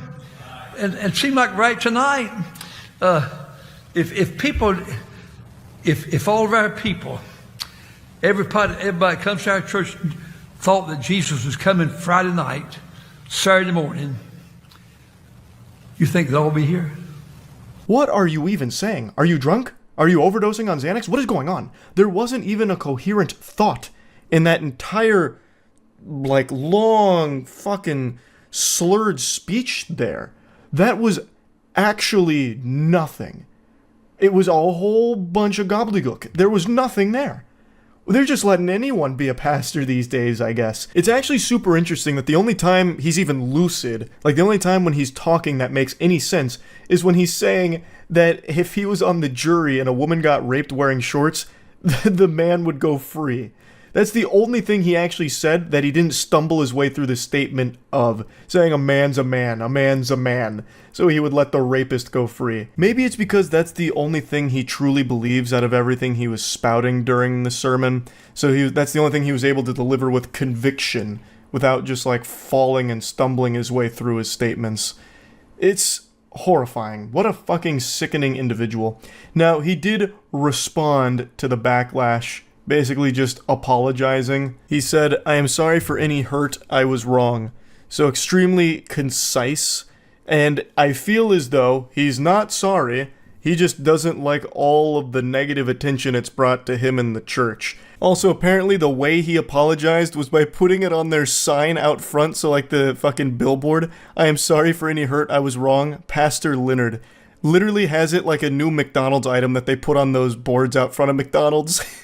That's where he posted his apology for all of it. Again, I don't think he's remorseful even slightly. I think that's what he truly believes. He is a piece of shit. That's really about it. So yeah. Can't resist the urge to talk about this. It's diabolical and just an abomination to what they deem justice here. It's a story out of San Francisco about an 80-year-old woman who was driving 70 in a residential area. She was zooming, reaching ridiculous speeds, like she was trying to travel back in time or something in the DeLorean, going 70 miles per hour, crashes into a bus stop, killing an entire family of 4 who were on their way to the zoo. And she's not going to prison for this. Her defense? I don't know what happened. Car just took off. And I guess that was enough. We learned the victims, Diego and Matilda, were celebrating their wedding anniversary and were headed to the San Francisco Zoo with their 2 young children before they were killed. They were waiting at the bus stop when 80-year-old Mary Fong Lau crashed into them. Matilda's mom, brother, and Diego's sister spoke to the judge about the pain and trauma they have endured and described Lau's request to reduce the felony charges to misdemeanors as insulting. It is insulting. It's despicable. The gall to even put forth this notion of reducing these charges to misdemeanors, that's unthinkable. The fucking shamelessness here is, it's sickening. She massacred a family of 4, blasting through a bus stop at 70 miles per hour without even an attempt to hit the brakes or swerve or honk the horn. What? And then she's saying she doesn't know what happened? Like what? Did she hit a fucking banana peel like it's Mario Kart and just lost control or something? This is craziness. And the news segment I'm showing you is a little older. The most recent update, even though the judge did deny that request, ultimately what happened is she's getting a few years probation and is banned from driving. She's not going to prison or anything. And also, on top of that, she's also being accused of hiding millions in real estate assets because she's also facing a wrongful death lawsuit from the family. So, according to the information here, she fraudulently transferred her ownership of 2 San Francisco homes in a commercial building to Nevada-based LLC corporations in August, which was not permissible under state law to transfer the property while facing the wrongful death lawsuit. This new lawsuit exposes an intentional scheme by Ms. Lau to place assets beyond the reach of grieving families seeking justice, showing an unwillingness by Ms. Lau to take accountability for her actions, the attorney for the victim's family stated. Lau's attorney, Seth, said his client reorganized her property holdings because she was advised to do so after meeting with legal, financial, medical, and mental health consultants after the crash. Yeah, I'm sure that's what it is. Listen, Miss Lau, I know this is a very traumatic period for you. You're the real victim here in all of this, and I think it's important for the healing process for you to hide all of your multi-million-dollar assets right now. It's going to make you feel a lot better, trust me. It's horseradish. This is just very clear baloney here. She is trying to hide those assets so that way they cannot get them. She is very wealthy. She is very wealthy. And this feels like a case of her being so wealthy that she's above the law. She killed a family of 4 with her dangerous, carefree driving, hitting a bus stop at 70 miles per hour in a residential zone. Lau's attorney asked the judge to consider her clean record and the fact that her husband died in a vehicle crash when she was 25 years old, becoming a widow with 3 children. But the judge denied that request. Judge, listen, there may be 4 corpses right there, 2 of which very young children. That's bad stuff. Big thumbs down moment, I get that. But have you considered that this is the first time I've done that? Can we put that into the equation here? What do you think? Oh, also, here's something entirely unrelated about a tragedy that I've experienced, back at 25 years old with my husband. Can we consider that as well? Like, that has nothing to fucking do with any of this. You killed a family of 4. It doesn't matter what's happened previously to that. There needs to be punishment there. There needs to be justice for the family. It's such a slimy, weaselly tactic. And then she goes a step above that by hiding multi-million-dollar assets so that way the grieving family can't get their paws on it, so that way it can be protected from them, so that way she never faces any real punishment. A few years probation and she can't drive anymore. That's justice? In the courtroom, the victim's family members questioned why Lau didn't hit the brakes or honk as she sped 70 miles an hour in the residential area where she crashed into this family. Lau's attorney said she was headed to her brother's house to take him soup and couldn't explain why the vehicle, quote, took off. Oh, I see. It's like that scene in that Fast and Furious movie where they hacked the cars and just fucking took control, assumed direct command of the vehicle, and forced it to go 70 miles per hour in a residential zone, and then crashed into the bus stop, killing a family of 4. This is actually her defense, by the way. She doesn't know how it happened. Oh, geez. Well, if she doesn't know how it happened, what are we supposed to do about it? How are we supposed to know what really went on here? You know, maybe it wasn't even her fault. Maybe this was like in Mario 64, that speedrunning phenomenon where a potential cosmic ray flipped a bit and caused that, you know, one-time glitch to occur. Maybe that's what happened to her vehicle with the sun phenomenon forcing it to go 70 miles per hour out of nowhere. You know, if she doesn't know what happened, then what are we supposed to do about it? You know, this is such a strong defense. You know, we're powerless here. The real justice is making sure, you know, she gets 3 years probation and the grieving family gets nothing. If I was putting myself in that place, I would never take this case to trial. I don't think a jury's going to respond to an explanation that I don't know what happened, so I killed 4 people. Huh.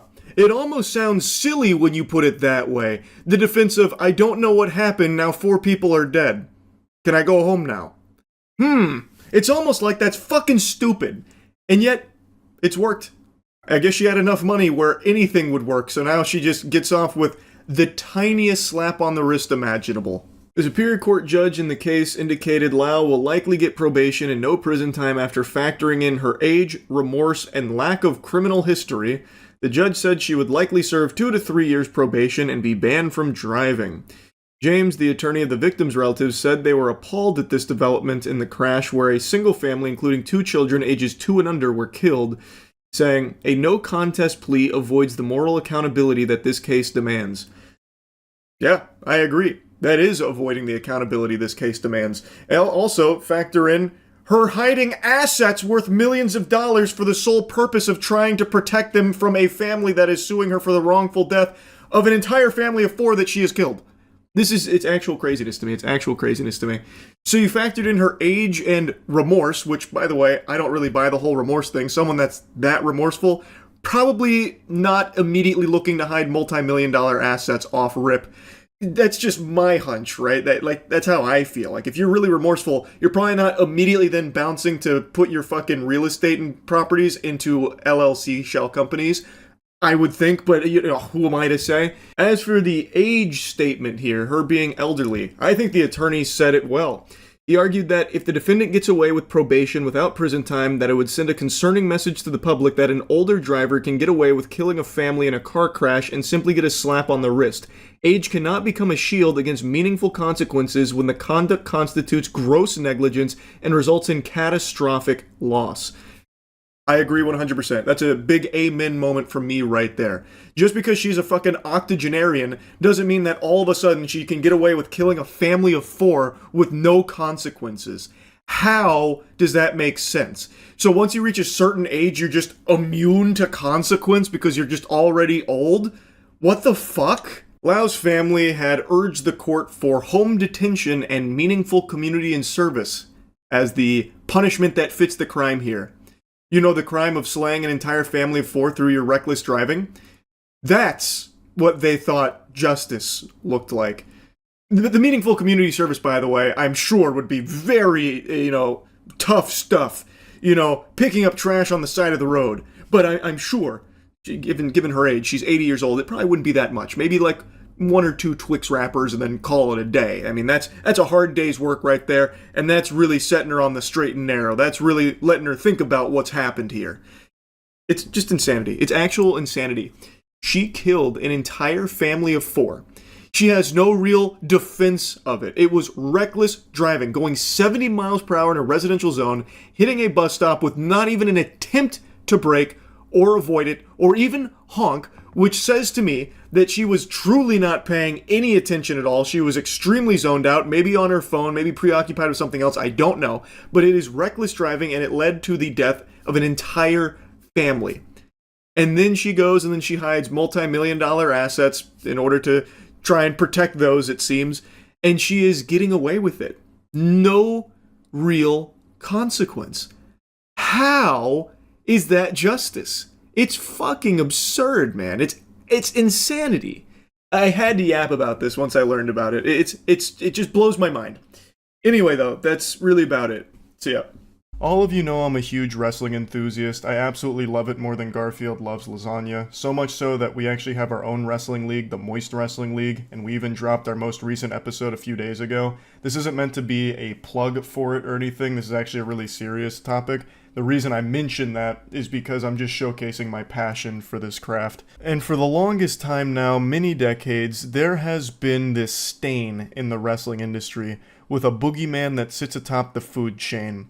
His name is Vince McMahon. He is a cockroach that no amount of pest control can seem to get rid of. I'm confident even if you don't follow wrestling closely, you know Vince McMahon. He is extraordinarily wealthy and he has infested tons of other things even outside of just the wrestling industry. And this man is downright evil. He has a laundry list of deplorable, disgusting, heinous acts that would make the devil flinch. I've talked about him at length quite a bit on streams and even in a couple of videos in the past, so I'm not going to be focusing on his sins from the past here. I highly encourage all of you to just Google his name. It's not hard to find any of this information. It's all just right there out in the open, right there at your fingertips. It is horrible stuff. I'm not talking about just like some drama where he was mean behind the scenes, which of course he was. I'm talking about covering up crimes, sexual misconduct. The list goes on and on and on, seemingly no end. And that's just what we know. There's probably still tons and tons of skeletons in that fucking closet. But anyway, the reason I'm talking about Vince McMahon again today is he is now at the center of another massive lawsuit here that has actually forced his hand and had him resign from his position at the WWE/UFC. They recently merged the multi-billion-dollar deal, and Vince McMahon, in light of all of this, has stepped down. The information comes from someone named Janelle Grant, who worked at the WWE's headquarters and is accusing the company's founder, Vince McMahon, of sexual assault, sex trafficking, and physical abuse in the lawsuit that was filed on Thursday. According to the lawsuit, Grant alleged that McMahon promised a job and later promotions at WWE in exchange for sex, and the lawsuit also includes allegations that McMahon trafficked her to other men inside and outside of the company, and there is a couple of names that get dropped that are some very big, alarming names, obviously. Now, even if you're not part of the wrestling community, I bet you've heard some buzz about this lawsuit because some text messages allegedly leaked from it, as well as some of the claims in the lawsuit are extraordinarily disturbing. Like, it is some depraved shit. And I mean shit, literally. One of the big parts of this lawsuit that was popping off on Twitter, like general Twitter, was this section where Miss Grant is talking about a threesome that McMahon put her in. And she says, early in the encounter, McMahon immediately directed Miss Grant to lay down on her back in a supplicating position. While straddling over her, McMahon defecated on Miss Grant's head. McMahon left to shower off, but he instructed Miss Grant to remain in place with excrement in her hair and to continue performing for his friend. While Miss Grant requested protection, none was offered. McMahon and physical therapist actively continued with the threesome and directed Miss Grant's sexual performance for around an hour and a half while she was left covered in feces. Absolutely sickening and sadly not surprising behavior from Vince McMahon. I believe this is only the tip of the iceberg. I think this is the first domino to fall, and there's going to be a lot more information that comes out about some of the degeneracy, some of the crimes and awful shit that was going on behind the scenes under Vince McMahon here. Now, I saw quite a few people caught off guard by this, surprised to learn that Vince McMahon is a bad guy. They were wondering how this stayed buried or how any of the sexual misconduct allegations didn't surface sooner. Like, how was it all kept a secret? I had to do a bit of a double take when I saw that. I got fucking stun-locked for a second. Now, of course, it's no one's fault. I don't blame anyone for not knowing about Vince McMahon's past. Like, if you're not an active wrestling fan, there's a really good chance you just didn't know any of this about him.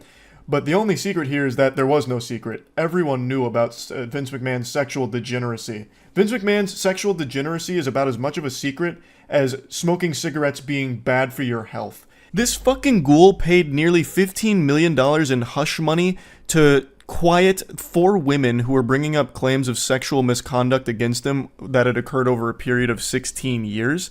And that's actually why he previously stepped down. Now, of course, he stepped back up into a prominent position with the company after the merger with the UFC, and now he is stepping down again, once again, from sexual misconduct claims. So it's just never really been a secret that this decaying corpse, this fucking revolting gremlin of a man, is a horrifying piece of shit. It's just more people are opening their eyes to Vince McMahon being this fiend. Thanks to Janelle Grant's lawsuit, really making waves and highlighting a lot of previously unknown things like the sex trafficking and some of the other names that were included here to show how deep this rabbit hole goes and how awful all of it was. Now, sexual misconduct is something Vince McMahon calls home, so this isn't his first rodeo, and he tried to cover his own ass. Not literally, because he shit on someone's head, but legally tried to cover himself by trying to pressure Grant into signing a non-disclosure agreement in exchange for payments over several years totaling $3 million after their relationship and employment ended. So he was trying to silence her, to make sure she wouldn't, blow the lid off of this. Now, I'm no lawyer, I'm no expert, but I don't think a non-disclosure agreement protects you in the case of crimes. Like, I don't think if you're sex trafficking someone, you can have all of your victims sign an NDA and then they can't speak about it, you're safe. And if they do speak about it, they're the ones in trouble. I just can't imagine a world where if Grant signs that non-disclosure agreement and then goes forward with bringing this information to light, that she would face punishment for it. Like, I can't even picture that kind of lunacy. Like, listen, ma'am, we're really sorry about that sex trafficking thing. That's bad stuff. But you violated your NDA. And breaking an NDA is so much worse. You're going to prison. You're going to the slammer for that. You don't violate the contract. It's sacred. It's binding. Like, I just don't think an NDA protects you in the case of a crime being committed. Again, I'm not an expert, though. The only NDAs I've ever signed were to play a video game early, not poop on someone's skull, among other horrible, horrible acts. Allegedly. It's fucking scary stuff what was going on behind the scenes at the WWE with Vince McMahon. The parent company has issued a bit of a statement here. The parent company is TKO Group Holdings, and they said that McMahon doesn't control TKO or oversee day-to-day operations at the WWE, and that while this matter predates our TKO executive team's tenure at the company, we take Ms. Grant's horrific allegations very seriously and are addressing this matter internally. And a spokesperson for Vince McMahon also made a statement and said that the lawsuit was replete with lies, obscene made-up instances that never occurred, and a vindictive distortion of the truth. He will vigorously defend himself. I wish he would vigorously try and dive into a wrestling ring and tear both of his quads again. This is an evil man, and he has been evil for the entire time he has been with the company. And more people are starting to see this now. He is a fucking stain in the industry. I know there is still a lot of Vince McMahon fans because they separate art from the artist. He plays a character in the WWE, the commissioner, and he has been kind of iconic in the scene. I get that. Like, there is a lot of great WWE moments that, unfortunately, Vince McMahon is there for and was a big part of. Like, he played the role well. But as a person, he is terrible and a horrible person to have at the position of power that he does in the industry. He shouldn't be in the industry. He shouldn't even be outside of a fucking jail cell for the things he's done. Like, I can't separate art from the artist when it comes to something like this. I just can't do it. I know there are people that are, and I'm not, like, mad at you for it or anything, but I can't. He is just absolute trash, scum, the lowest of the low, and I will, of course, be keeping my eyes on this lawsuit as everything continues to develop here. I just wanted to give you like the very bare bones of it, like the basics. There is so much to it. I urge anyone out there that's curious to take a look, but just fair warning, it is disturbing. It's very not pleasant to read. So yeah, just wanted to talk about it a bit. That's it. So yeah. On TikTok there lives many evils, some cringe, some criminal. Just like the Force with the Jedi and the Sith, there exists a balance. And today, we're going to tiptoe and tap dance all over that line between cringe and criminal as we look at a completely deplorable individual named Madison who hatched a diabolical scheme to fake cancer, apparently with the goal of getting her family back together. At least according to her, that's the statement she made in court as to the motive behind faking cancer, which, if that really was the goal of it, that is a worse plan than anything Ed Nettie ever hatched for jawbreakers back in the day. It makes no sense, but basically, she faked cancer, eventually started getting, like, public speaking gigs, I suppose. She documented her battle with it in an attempt to, like, uplift people, I suppose. She also made a GoFundMe which collected like $37,000, which turns this whole thing from just a complete fabrication for the sake of attention, possibly, into a full-blown scam where she was taking money from people under a complete lie. And then eventually the whole house of cards came crumbling down after an investigation concluded that she made everything up.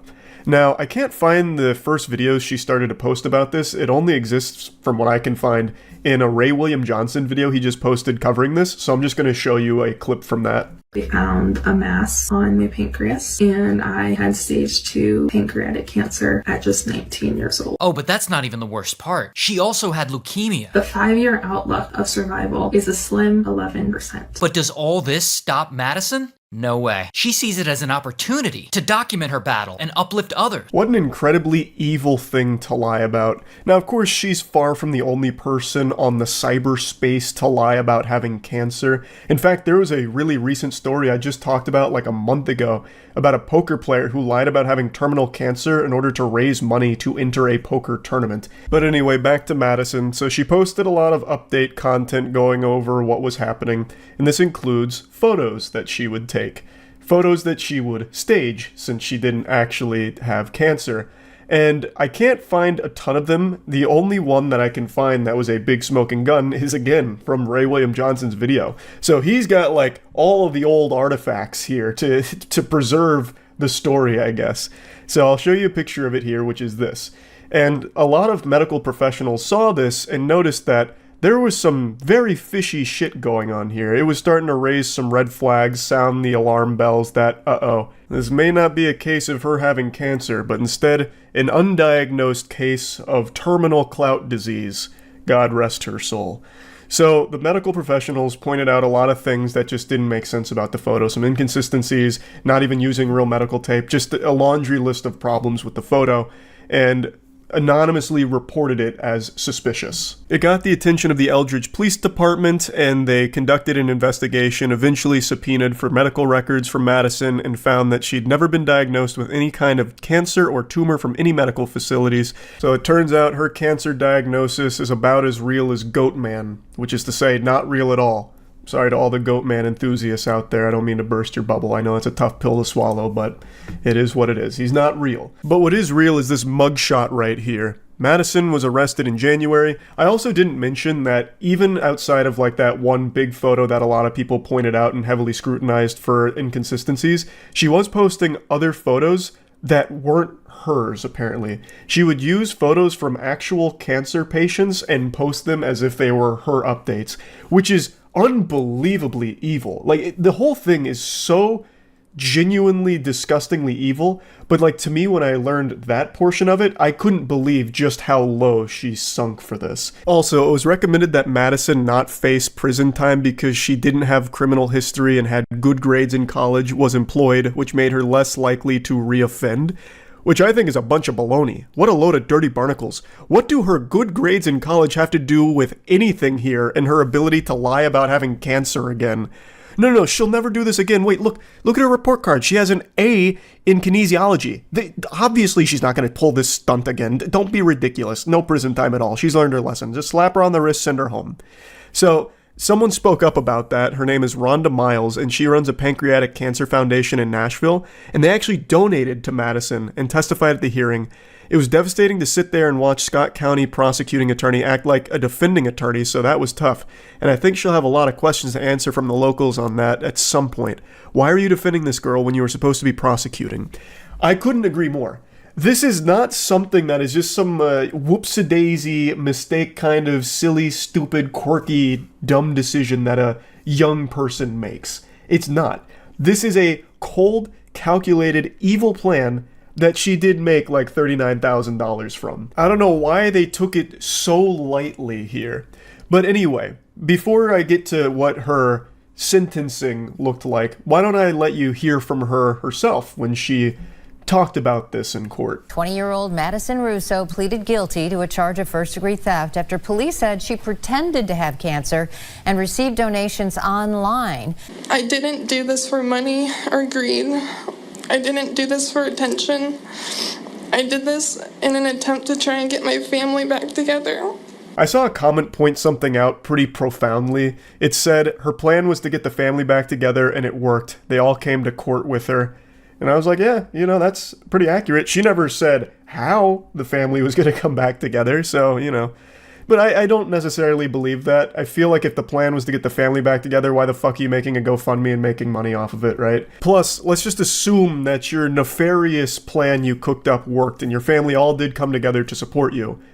It's absolutely going to crumble when you don't go to doctors to get your treatment, right? So if the family came together, they would immediately know that you are a lying sack of shit, because you would not be going to any of these treatment facilities, and they'd want to support you, right? So they would immediately know that something is wrong since you're not actually getting any treatment from any medical professionals. It doesn't make sense. So I don't think that was the real motive. That was just trying to weasel her way out of a very, very serious situation here because she scammed people out of $39,000. Now, she was ordered to repay that money that was donated to her, which is good. So all of the people who donated money, I believe, got money back for it. So it's at least a nice conclusion for them. They didn't just lose out on that forever. The judge sentenced Russo to a suspended sentence of 10 years. That means she won't go to jail unless she gets in trouble in the future, but it will go on her record. And basically she received probation, where as long as she doesn't do anything stinky again in the next 3 years, she won't go to jail. But if she does reoffend and do something bad, then she will. Overall, I think she got off pretty easy from this. Oh, I forgot to mention she has 100 hours of community service work, which, you know, that's not exactly the harshest punishment here to fit the crime, if you ask me. To deceive people with a lie like this here and rake in $39,000 with people that believe they're supporting a cancer patient who's going through an incredibly intense battle is so sickeningly disgusting. And I cannot believe how light the sentencing on not only her case, but cases similar to this have been in the past. Like I said, she's not the only one to do this. She's actually far from the only one to do this. But for some reason, they never actually face big repercussions for it. And I guess I just don't really understand why, because it is still a big, very lucrative scam that they're engaging in. It's highly illegal. So why is it always so light with the punishment? I don't know.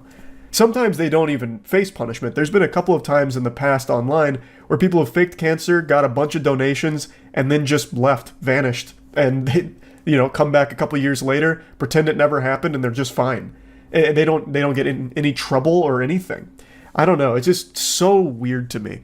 But yeah, I wanted to go over this pretty evil case here of a TikToker being a big ol' sack of shit. That's about it. So yeah. There is no documentary filmmaker on YouTube more talented than Oki. Every time he uploads, it's just like this wonderful event. So big, even my cat can't help but jump up here and watch some of his content with me. I think Oki's Weird Stories is one of the best channels on YouTube, and he recently uploaded another banger covering a story that I'm sure most people aren't familiar with, so I'm going to show you some clips from that. I am also going to put a link to his YouTube channel and Patreon in the description below. Go support him, please. I think he makes amazing content, and he's just such a great guy. He's super nice. Every time we've talked, he's been nothing but wholesome, and he's got these incredible ideas for the future of his channel, and I just can't wait to see them unfold. So definitely go check out his channel, and if you're feeling inclined to help him reach his goals, then check out his Patreon. It's all below. Millionaire and computer hacker Daniel Beckwith had dug an elaborate network of tunnels underneath his Bethesda home because he believed North Korea was planning a nuclear attack. What the fuck? His body was found after Daniel Beckwith created a makeshift bunker and had another man help him dig tunnels underneath his Bethesda home. He kept Askia Kafra captive there, and in 2017, that home went up in flames. Jesus On September 10th, 2017, Askia Kafra died in an electrical fire while digging tunnels for a makeshift nuclear bunker underneath Daniel Beckwith's home. They struggled to navigate through Daniel Beckwith's home because of extreme amounts of debris and trash blocking the way. Before he succumbed to carbon monoxide poisoning, Askia was only 2 steps away from almost certain safety, but the hoarding conditions of the home prevented him from making it out alive. The entire situation is unresolved. Askia Kafra. How is it unresolved? This sounds pretty cut and dry. The dude was one of those outrageously unhinged doomsday preppers, like probably a gang stalker as well, thinking the whole world's out to get him and everything's about to end.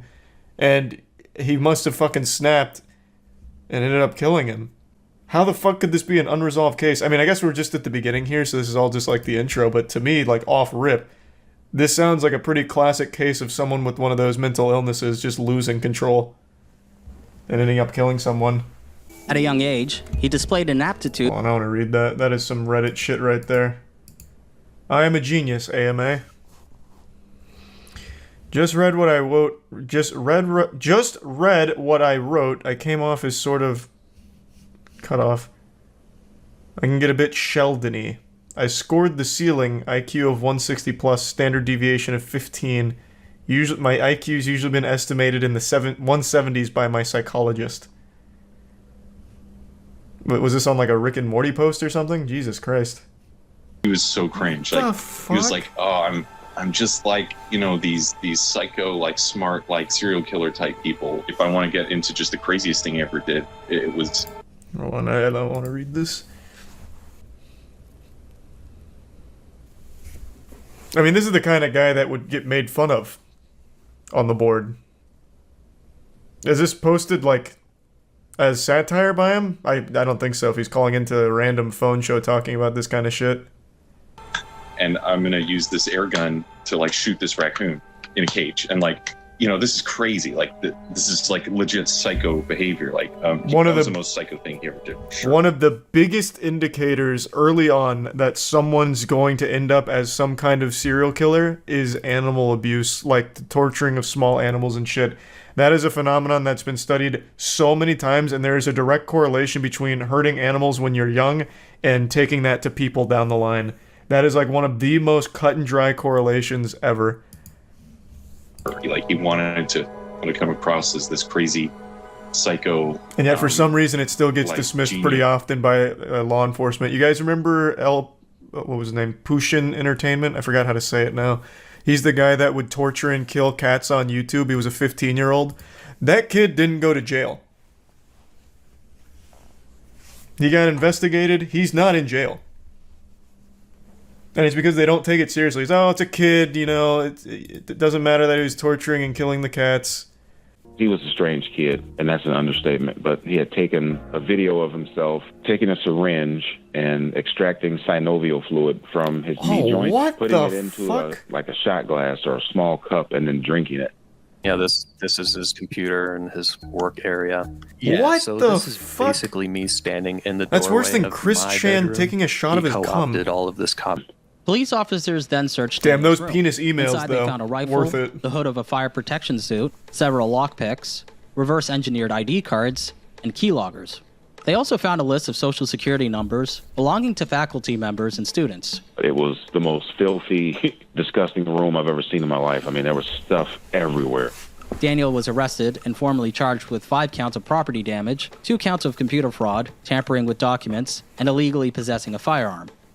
After that, Daniel took to Reddit to do an Ask Me Anything titled, I'm a 22-year-old who is going to plead guilty to a felony computer hacking charge in 5 days. When someone asked, what did you do? He responded with, I launched a huge, multifaceted attack against my university for nothing but lulz, involving just about every attack. God, what in a the book. fucking I made the loser. university's IT department look like damn fools. I mean, I guess pretty epic prank. Take that, university. Peak Redditor. I mean, this is some Reddit-ass shit. Daniel inherited $2.6 million after his mother's death. With that, he began to invest in Bitcoin, and he made a fortune. In a now deleted Reddit comment, shit. Daniel thanked the technology board on 4chan, G, for turning him onto Bitcoin as early as 2010. In a Reddit Ask Me Anything, I am still so fucking mad, and I can't believe this came up in, what was it? It must have been 2012, maybe, probably 2012. I've mentioned this a million times, and I mention it every time it gets brought up. There was a post on the front page of Reddit that said, I strongly urge you to get into Bitcoin, and then another one like, Bitcoin has just hit $100, and I, as well as pretty much everyone I knew, was like, that's stupid, that's fucking dumb, it's never going over 100, it's worthless, why would we ever do that? And I didn't put anything into it. God damn. So this was this seems about right, though. This seems like the kind of person that would actually put money into Bitcoin back then. You had to be out of your fucking mind to think it was a good idea. Jesus Christ. Just a random Cringe Lord Loser Doomer on Reddit was one person that just happened to put money into that fucking Bitcoin post, and it paid off. I actually got a call, and it was an IRS investigator, and they were asking me about his Bitcoin account. They were basically saying that he was in possession of basically like $1.2 billion worth of Bitcoin. Around the time of the call, the Bitcoin were like $55,000 of Bitcoin, and he had $1.2 billion worth of them, like, you know, somewhere in the blockchain. That was around the time I found out that he had, you know, he hired that kid and he died, you know, in that tunnel. Working at his house in Bethesda. On the site was a section dedicated to software developing and investing. One day, while watching the infamous farmer bro, Martin Shkreli live stream on the site, he first laid eyes on Daniel Beckwith. Daniel, who used the handle 3-Alarm Lamp Scooter, impressed Askia. Not only did he seem to be friends with Martin Shkreli, but he also claimed to be a multimillionaire investor and hacker. I still remember I never saw any of those streams, but I remember Martin Shkreli, for a brief period of time, had a whole Discord server that fucking worshipped him. Kai and I went in there one night because we were curious and just wanted to laugh at the clowns that were, for some reason, sucking the dick right off of Shkreli's body. And Martin Shkreli was sleeping on a voice call, and they were freaking out about how lucky they were to hear him sleeping. It was so unbelievably fucking pathetic. God, that whole community was awful. And when he did get arrested, I don't remember exactly what happened, but they were like, "No, this is outrageous. He didn't do anything wrong. What? Oh my God, this is blasphemous!" Fucking crying, losing their mind over it. It was a cult. Martin Shkreli's farmer bro. He's the guy that did like the 10,000% price hike on Fuck, what was it? What drug was it? I don't remember now. Was it insulin? Yeah, I think it was insulin.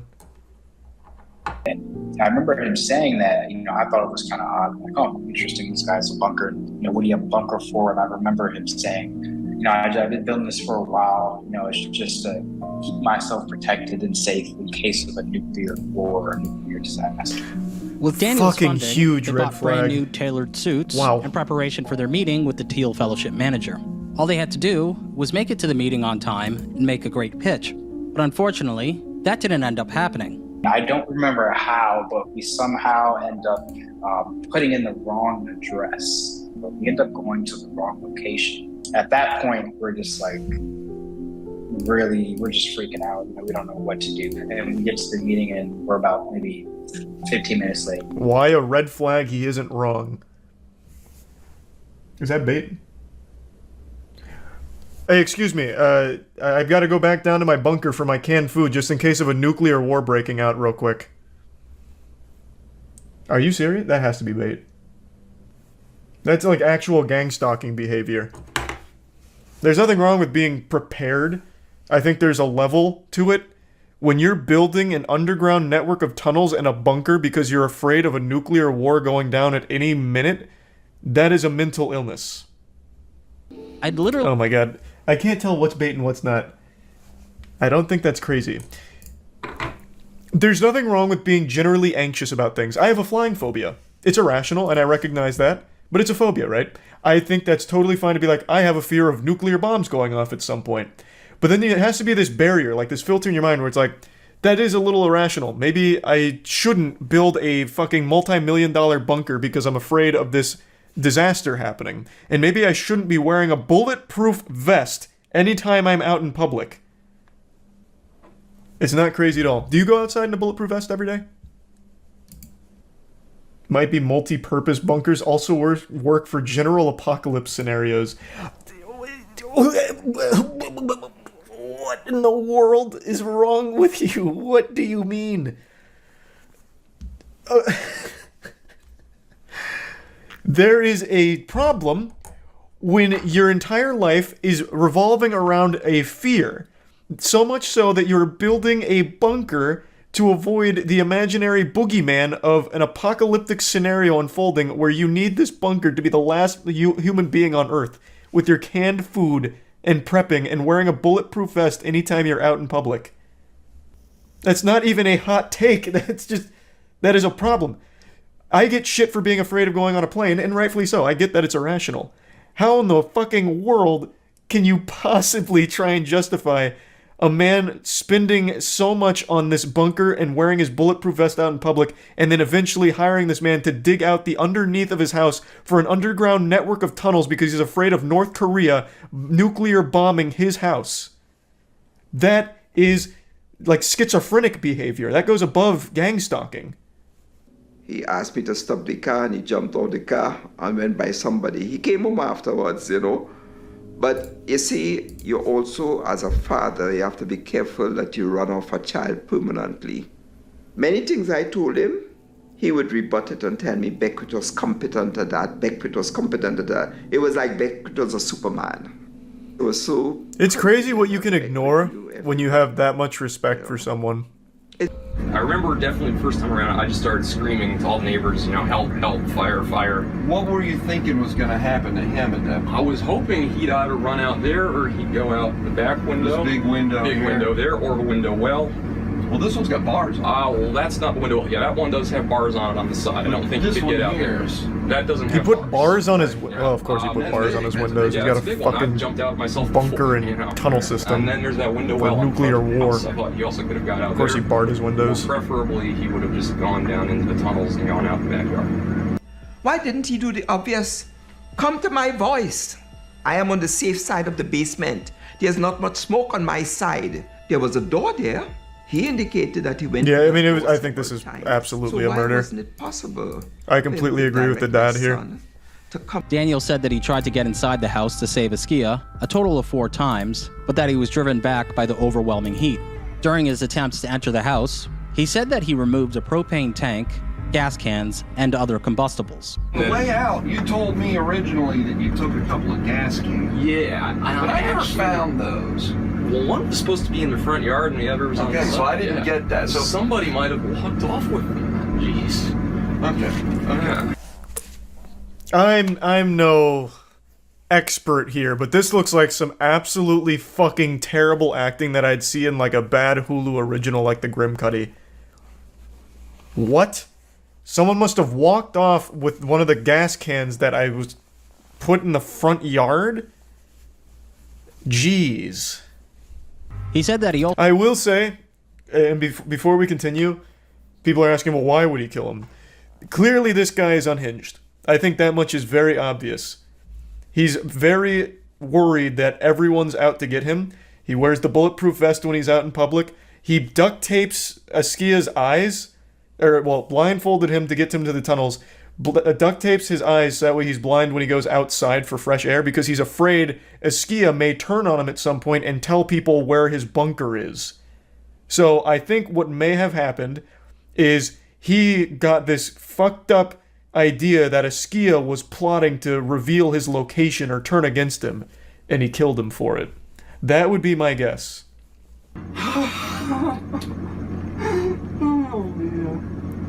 How in the... I could have picked him up and taken him. I was so close. Well... How could anyone watch this and think for even 1 second this wasn't a murder? That is not how anyone would respond to a situation like this. No, this is like worse than YouTuber apology level acting. Naturally. I think the screwed up part about it is even if, you know, we got what we wanted, like if he was put away for life, that would only be a semblance of what I feel like we could consider justice, because it's not going to change the fact that Askia is gone. You know, never does, but we can't. At the very least, it gets this guy been denied out the rest of his life because of somebody else's. Then he can't do it to anyone else. Because I mean, according so far to the story, Askia wasn't the only person, right? He mentioned, was it the Dick Rocket guy? Someone else had also worked on the tunnels. It wasn't just Askia that Beckwith had convinced to lend aid to. And then there was also the construction worker that we didn't get to hear from, but it wasn't just Askia. The unfortunate name. Well, not an unfortunate name. Dick Rocket's a fucking hype name. Just unfortunate in the situation here because it's a super sad story. Daniel, I'm gonna put a measuring cup full of money out on the front porch so we got it on the way out, okay? This place is so creepy. Yeah. Because he was just a filthy, hoarding lunatic. So, okay, this is a misconception going on right now. He's not a billionaire. He had $1 billion worth of Bitcoin, but it doesn't seem like he ever cashed it out. So I believe, according Oki said, at the time of this, he had about 16 million in actual cash. But he had the $1 billion worth of Bitcoin somewhere that he never cashed it out. So he's not actually a billionaire if he doesn't have access to it. And it looks like he never cashed it out. But yeah, multi-millionaire. Very, very wealthy. Right now, 2 more stories you need to know about as we head into this week. A bizarre case will finally come to an end tomorrow. Daniel Beckwith is set to be sentenced. Now, I want to let you know, that is great news. Murder. The judge at the sentencing gave him 9 years. 1 less than the minimum gave him 9 years. And what the fuck is the point in having a minimum sentencing when it comes to a crime? What the fuck? The reason the minimum is there is that it's not supposed to go lower. How can you just be like, yeah, I'm just going to disregard that? I don't... What? How does that make any sense? I don't think he paid off the judge. It doesn't seem like he had access to his money. That makes no fucking... It's a goddamn law. Like by giving less than the law dictated minimum, wouldn't that be breaking the law from her? What? Can that happen? What about my feelings? Don't I matter? You know? You are praising this gentleman who did a criminal act, who 12 jurors believe committed. Okay, how about this? Even if he didn't kill him on purpose, which I really do still feel he did, what the fuck does he offer society? He walks around in a bulletproof vest and hires people to work on an underground bunker in complete secrecy, blindfolding them, refusing to let them outside with their eyes open without giving them duct tape glasses, and just sits in his fucking hoarded, shit-stained, diaper-filled house. What is he offering to society? But he doesn't even offer money. He doesn't spend his money. Half of his money was in fucking measuring glasses. He doesn't even fucking spend it. That makes no sense. That actually makes no sense. Now I am starting to believe the conspiracy that he did somehow pay off someone somewhere. That makes no sense. No sense. Even if, again, you don't find him guilty of killing on purpose, or what was he charged with? The depraved heart manslaughter? I'm getting charges mixed up. Even if you don't find him guilty of that, saying that he has a lot to offer society, so I'm not going to give him the minimum. But he, for the last fucking 20 years, has done nothing but live in a hoarder's house and build an underground network of tunnels because he's afraid of a nuclear fallout. Jesus Christ. But I'm starting to believe more in the briberies thing. Because, again, he had tons of money. He never spent any of his money. Maybe he dumped it all at once into this. Why was Daniel able to enter the basement several times during the fire and roam freely enough to remove gas canisters? That's a great fucking question. I also don't understand why Daniel told him to escape through windows, which mostly had steel bars on them. And that's what the father instead mentioned. Of directing Askia safely to one of the doors that he testified he had used repeatedly. I don't know, it was probably like years later that it really hit me that I'm not gonna see. What a great fucking point here. I actually didn't even think about this one. Because he did confirm he went down there multiple times. He even said he removed those gas canisters, and that's in that interview. He's like, oh, one of the gas canisters should be on the front lawn. He's like, it wasn't there. Oh, geez. I mean, maybe someone must have taken it. That is a great point. If his exit was blocked by so much hoarding debris, how the fuck could Daniel go move around in there, maneuver things, and freely just take some shit out? And again, guiding him to a window instead of just saying, hey, come with me to the door, that he is using repeatedly. It doesn't make sense. It just doesn't make sense. Yeah, he never made me feel like I was a loner, like an outcast. Like I said, his earnest home in a box. That box has been there for 5 years. It has not been touched. It's in the same position. We have a pit there, a kind of shrine for him, with a large photo of him in his ROTC uniform and, you know, something saying love you to the moon and back. And there can be no closure. No, there never is in something like that, man. Jesus Christ. Oh, wow. And as always, until next time. That's all you need to know now. Best documentary maker on YouTube, man. Oki kills it every time. If you're a fan of documentaries, absolutely go support his Patreon. Absolute bangers, nothing but. And he's a great guy. Man, that video made me mad, though. Not because of Oki. The story made me mad.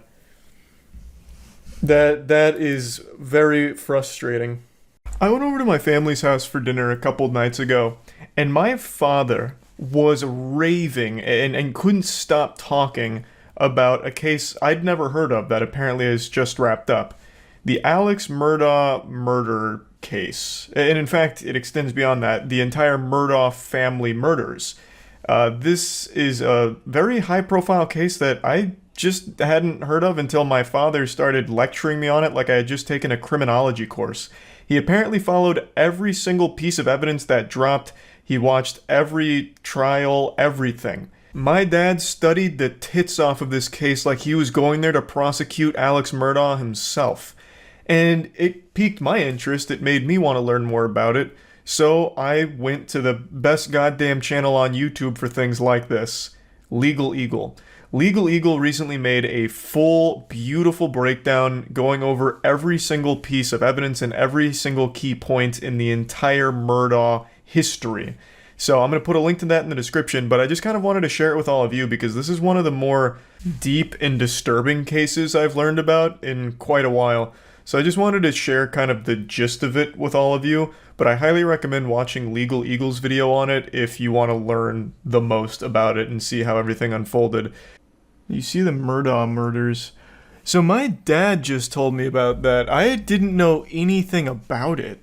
And he was apparently embezzling money for a long time, a pathological liar, an oxy addict, and he snapped and killed his son and wife. My dad was telling me all about it, apparently. Or, not apparently, my dad was telling me all about it. Apparently, it was a wild case, and I didn't hear shit about it. Yeah, apparently the prosecutors had a video that the son had recorded that proved that Alex Murdaugh was lying about his whereabouts on the night of the murders. So I guess the story was they were killed at like the dog kennels on their property. Alex Murdaugh claimed that he wasn't there that night at the kennels, and he had like a couple alibis because they had his whole phone record. Apparently he called a ton of people to try and get a couple alibis. And eventually the prosecutors showed a video that his son had recorded literally minutes before he was murdered. His son he killed also got in a boat accident that killed a girl named Mallory Beach, and also was the only witness to his housekeeper dying, and he embezzled her life insurance. Oh, what the fuck? Close. Los Angeles area double murder expert O.J. Simpson predicted that the Alec Murdaugh jury would acquit the low-country lawyer of double murder. It turns out that Simpson's powers of prognostication don't really work for murders he wasn't directly involved in. It wouldn't surprise me in the least if this guy beats this case. So before I explain... It's crazy. It is crazy. We have O.J. Simpson on Twitter dropping reaction videos, giving his opinion on how another murderer could potentially beat their case. That blows my mind. Randolph Murdaugh Sr. was elected solicitor in 1920 and served until he was killed by a freight train in 1940. Sounds like a murder. That sounds like an actual old western murder where they tied him to the train tracks. Don't know the situation, it literally just sounds like he was murdered. Now, some people suspected that the freight train incident was a suicide because no one could figure out why Randolph's car stalled on the tracks. But Murdaugh Sr. was succeeded by his son, Randolph Murdaugh Jr., known as Buster, who held the position for 46 years from 1942. On two separate occasions, 20 years apart, he told jurors that if they didn't impose the death penalty on a criminal defendant, he would use his power as solicitor to release other rapists into the community. Yes, you heard that right. What? It's hard to imagine a worse thing a prosecutor could say in court, but I'm sure prosecutors have. And he got to keep the position? He would make these threats like, okay, if he doesn't get the death penalty, 5 rapists will go into Gotham. He sounds like the Joker. What? Elected official, so he just campaigns and pays off the right people. Yeah, but I'm sure there's still systems in place where if you're threatening to release rapists out of like a grudge, you can get fired. Like you can get like taken out. Like you lose your position, I would think. Because it was the 70s. It's not like rape was cool in the 70s either. I'm sure people weren't like rallying behind him like, yeah, that's fucking Buster right there. That's how Buster plays. Give the death penalty. Or 50 rapists. Buster, release 50 rapists into the neighborhood. The guy really had rapists in the queue to join the server. Oh, you're talking about Buster still, yeah. I'm just going to take a guess that the other Murdochs didn't use the same tactic. Alex Murdaugh, the now convicted murderer, is Randolph III's son. All of this information is to show you that the entire Murdaugh line is fucking evil, basically. Now that you're brought up to speed on where Alex Murdaugh comes from, let's talk about his kids, because his kids are no saints. Legal Eagle goes into more detail surrounding some of these cases, but I'd just like to give you a quick breakdown. If you want more information, obviously watch his video on it. But one of Alex's sons, Buster, who is named after, of course, Buster Murdaugh, who came before him, is actually a person of interest in a 2015 death. A young man named Stephen Smith was found dumped on a Hampton County road. There wasn't a whole lot of indicators to suggest that this was a vehicle crash, and in fact was even ruled a homicide by a couple of people, most notably the county coroner. And interestingly, Buster Murdaugh is mentioned dozens of times in the investigation. Also, Alex Murdaugh and his brother Randy visited the crime scene, passing through the crime scene tape, and there were rumors that Buster Murdaugh and Stephen Smith were in some kind of relationship, and this case actually just got reopened after the entire Alex Murdaugh investigation. So that's all a bit peculiar. That doesn't seem good. Something smells very fishy over there with Buster Murdaugh, and he's not the only one. In fact, Alex Murdaugh's other son, Paul. In 2019, Paul and his friends were partying on a boat. At one point, his friends say Paul and his girlfriend got in an argument where Paul assaulted her, and then eventually the night culminated with the boat crashing, everyone surviving except one person, Mallory Beach. Paul was blamed for the death because he was fucking driving the boat. He received 2 charges, 1, boating under the influence causing great bodily harm, and 1, boating under the influence causing death. So as you can see, the Murdaugh family is known for more than just financial crimes. There's a lot of death linked to the family as well. And there's still more. There's still one that I haven't even talked about, one that happened before Alex Murdaugh killed his son and wife. In 2018, their housekeeper Gloria Satterfield allegedly tripped over one of their dogs and fell down the stairs and died at their hunting lodge. Alex Murdaugh then instructed Gloria Satterfield's sons to sue him for insurance money. However, he neglected to inform them that he had already collected on 2 settlements and basically robbed them of about $4.3 million from the insurance here. The man is just pure evil, just a shriveled, pruny, fucking ghost-looking motherfucker whose entire bloodline seems cursed and is nothing but bad news. It is disgusting. His lawyer said he planned to sue Alex and Maggie personally, because they allegedly kept a beer refrigerator at the hunting lodge and underage kids were free to drink up. Given the scale of Alex's financial crimes, discovery of his assets would have revealed years of Murdaugh's criminality. Later that same night, Alex allegedly found Paul and Maggie dead outside the kennels at the Murdaugh's sprawling hunting estate. I'm really trying to break this down into the most concise form possible just to convey like the general story of the situation, but again, I can't recommend checking out Legal Eagle's full video on it for the absolute like best breakdown. In a nutshell, years and years and millions upon millions of dollars of stolen money and financial crimes were about to be brought to light, all of which Alex Murdaugh was panicked about. So the main theory behind his motive for killing Paul and his wife Maggie is he needed some way of buying time to weasel his way out of this situation.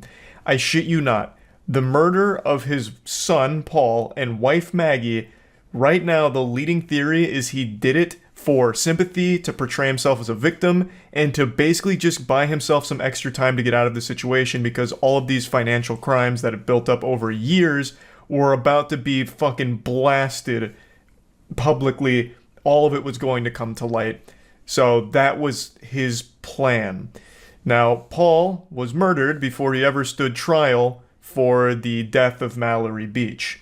But I'm getting a little ahead of the story because there was one other baffling situation that occurred involving a hired hitman that Alex himself hired to shoot and kill him so his other son could get his insurance money. So Alex admitted to stealing from Chris and blamed his behavior on an opioid addiction. And then hours later, that same day after that conversation with Chris, Alex was shot in the head. Yes. Seriously. Does this seem like a far-fetched Netflix series yet? So, now we're at the part that I know. Everything that preceded this, fucking wild. No clue. But now we're getting into the part that my dad was talking about, and now I'm kind of in the know on where all this goes. Chat just educated me about this, so I have the spoilers here. But I guess I won't drop the spoilers. But I see now what has happened and how things have got to this point.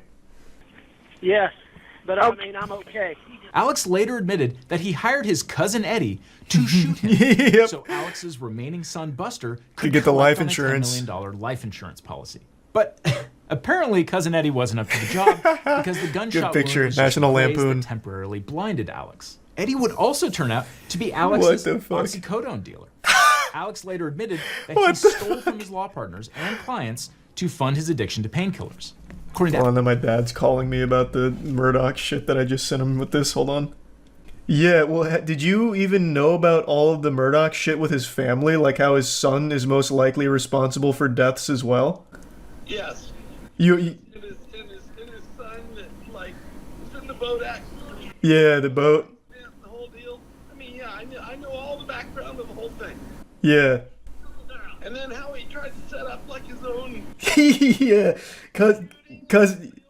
I just got to that point. Cousin Eddie to like a hitman to shoot him for the life insurance policy for Buster. Yeah, and then they fucked that whole thing up. Okay, I didn't know if you knew any of that because you didn't mention it. That shit's crazy. Well, see, that's why I haven't been playing any games. I got so into this shit. I'm like, I can't stop. It's like, see, that's why I said this is 10 times better than the goddamn O.J. Simpson. Yeah, no, this is absolutely wild. I had no idea it was like so deep reaching. I know. See, that's what I'm telling you. So you think it's pretty cool, right? Well, cool is like probably a weird word to use for it, but like it's fascinating. Like it feels like it's some kind of crazy movie. Yeah, he's really into the whole Murdoch shit. He got like encyclopedic knowledge on this whole thing apparently. He didn't even mention the family stuff, so I thought that'd be news to him. Yeah, no, this whole family's rotten. Although I haven't heard anything about the mother, so maybe she didn't do anything terrible. I have no idea. For violent schemes. Real quick though, was his plan actually to die? Like, did Alex Murdaugh hire cousin Eddie, goofball McGee, red-blooded patriot, fucking wild maniac to come shoot him and kill him? That's wild. So his plan was actually to die. He said, come shoot me in the head. And then he survived. He's like, damn it. Time to change plan. Wow. Hey, a lot of things can be said about Alex Murdaugh, but God damn it, he gave it 110%. This man was ready to literally kill himself so that way his son could still have some fucking cheated funds. $10 million life insurance policy. The drug dealer. The trial's biggest bombshell was an unsent Snapchat Yes, video. this is the one that my dad was talking about. Alex told police he had last seen his son and wife 90 minutes before he found their bodies. Several witnesses testified that they could hear Alex's voice in the background of the video. Hey, he's got a bird in his mouth! Did the Snapchat video influence Alex's decision to testify on his own behalf? Almost certainly yes. The very first yeah, and I think that is very clearly his voice in the Snapchat video. Very clearly. thing Alex did on the witness stand was fess up that he lied about being at the kennels. Alex admitted it was his voice on the video. Were you in fact at the kennels at 8:44 p.m. on the night Maggie and Paul were murdered? I was. Did you? So then he absolutely just admits to a lie right there. I do want to point out, this man's got some wild hair coloration here. This looks like a weird slider in a Dark Souls creator. He looks like a French fry with like some cheese sauce on the top. That shit is going hard. You lied to SLED Agent Owen and Deputy Laura Rutland on the night of June 7th. I did lie to them, and I'm so sorry that I did. Other than lying to them about going to the kennel, I was very Holy cooperative shit. in every aspect of this investigation. When Alex's brother Randy overheard Alex trying to bribe a nurse to let him use her phone, he thought it was suspicious. And brother Randy called the police, and the story began to unravel. Oh, Jesus Christ. SLED sketch artist and spent... Man, this guy just straight up looks evil. He looks actually soulless. Those are some hollow, empty devil eyes right there. 100%. Sometimes people just look the part. But in an earlier interview with investigators, Alex had actually implicated his groundskeeper. He also told the jury that someone angry about the death of Mallory Beach committed the murders. These inconsistencies undermined Alex's credibility. Then there's the mess with Alex's financial crimes. The prosecution argued that Alex's financial crimes couldn't be separated from the murders because exposure of his vast financial crimes was one of the motives speaks to his for killing characters. Maggie and Paul. Well, not only that, I imagine that also helps to demonstrate, like, make a character profile, right? I don't know if that is actually something that's usable in court, but doesn't that also serve to poke holes in the credibility since all of these financial crimes hinged on a bunch of lies and embezzlement and all of that? Or is that not allowed? Every single one of these, you had to sit down and look someone in the eye and convince them that you were on their side when you were not. Wow, that's hardball. Do you remember even one of them? If you ask me questions, but I can't remember sitting down with Dion. Alex's response? What I admit is I misled them. I did wrong, and that I stole their money. What Prosecutor Waters was getting at was this. Ladies and gentlemen of the jury, Alex Murdaugh is sitting there and looking at you and convince you of something, but you shouldn't believe him. Just look at how he lied in the past. That's Moreover, strong Alex as fuck. testified that all of his financial bad deeds were caused by his drug habit, which was costing him as much as $60,000 a week. As for the weapons, prosecutors said casings for bullets from a .300 Blackout rifle were found near Maggie's body. And the Murdaughs owned a rifle chambered in .300 Blackout, and the weapon is now missing. Alex also couldn't account for the clothing he was wearing on the day of the murders. His clothes had never been found. His mother's caregiver testified that after the murders, Alex tried to remind her about what he was wearing. I guess it's easy in hindsight, but I feel like even if I was in the court as this was unfolding, the second it came to that point, both of those in conjunction, I'd be like, well, he fucking did it. What kind of coincidence is that? Oh, so they were killed with .300 Blackout rounds. Oh, you have a weapon with .300 Blackout. That's a weird coincidence. Can you bring it in so we can just make sure like everything's, all good? Oh, it's missing. Well, what happened to it? Oh, you don't know. Oh. Okay, well, what about your clothes? Can we, like the clothes you were wearing on that night, maybe they picked up some forensic evidence from the real killers. Oh, you lost your clothes. Are you telling me a burglar came in the middle of the night while you were sleeping and took the fucking clothes off your back? Even your dirty goddamn undies, he took them? Oh. Like, what the fuck? This is outrageous. The speed of the jury's verdict, just 3 hours of deliberation Oh, after nice. a trial lasting a month and a half. That's a gold split. Speaks volumes. Yeah. The day after the verdict was read, Alex Murdaugh was sentenced to 2 consecutive life sentences for murdering his wife and son. I'll be honest, I don't usually cover topics like what I'm about to touch on today because it's extremely serious. Usually the stuff I cover is things to point and laugh at, throw tomatoes at, say boo, stinky, yucky, boo. Not this. This is horrifying. It's a story I haven't seen a ton of people mention, and I myself didn't know about it until a few nights ago where just some random chatter during stream mentioned it. And I looked it up, and the information was only a few minutes old. Like, I don't even know how that guy had access to it so quickly, unless he's like one of the chief investigators on the case that just typed it in the chat. But when I looked it up there wasn't a ton of specifics mentioned about the case. But I followed it over the last few days as more and more information has come to the public eye. It is truly evil. And to my knowledge, this is the first case where a live stream was used as an alibi in a murder case or anything of that magnitude. There of course has been cases like with Facebook live streams and even YouTube a couple times where horrible atrocities were committed live, but I think this is the only time that someone has tried to use a live stream to prove their innocence and act as a smokescreen to cover up their crimes. Now, the person I'm about to talk about hasn't been found guilty yet, but they have been charged with murder with overwhelming evidence. Extremely compelling and strong evidence. On December 18th in Ireland, a woman named Natalie McNally was stabbed to death in her own home. She was 15 weeks pregnant at the time of her death. And the person accused of the murder is a man named Stephen McCullough. He is a YouTuber as well as streamer. He mainly focused on toy reviews as far as I can tell, specifically seeming to be a big Doctor Who toy reviewer. So what happened is, on the night of Natalie McNally's murder, Stephen McCullough went live on his channel. And this live stream is still up right now. It's a 6-hour live stream.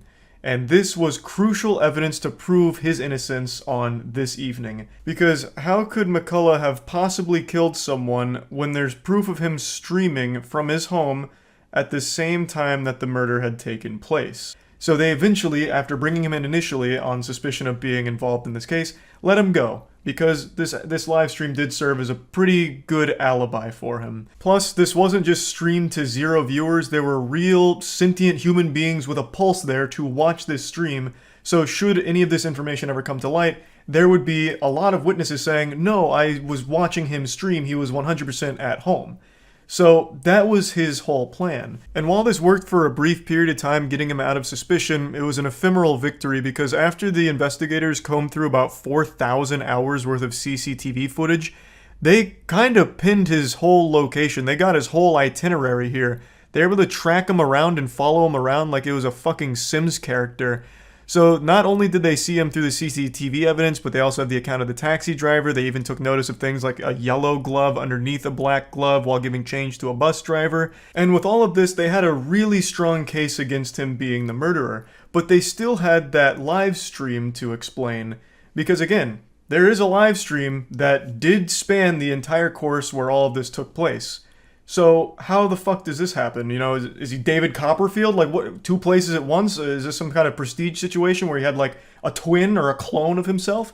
The actual answer is it's far simpler than you would possibly ever think. The live stream was fake.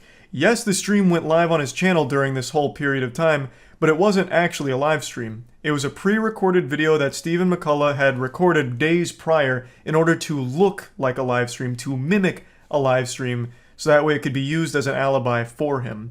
And when you watch the live stream, which again is still up on his channel, there are so many alarming red flag moments throughout it, even from the get-go. So he mentions at the very beginning of this live stream that he's not going to be able to read chat for a variety of technical reasons. One of them being it would crash his computer, it'd freeze the computer, it'd ruin the whole stream because of all of these deep tech problems that he couldn't solve. Everything's gone cattywampus, so he won't be able to read your chat. More like, Doctor, who's talking? Because I can't see you, I'm not reading chat. He just keeps reiterating over and over and over again that there's going to be no chat interaction. Because obviously, since this is a pre-recorded thing, there is no chat for him to read or interact with. Well, because this streaming software is kind of up the left, it means I can't check the live chat, which is a real shame.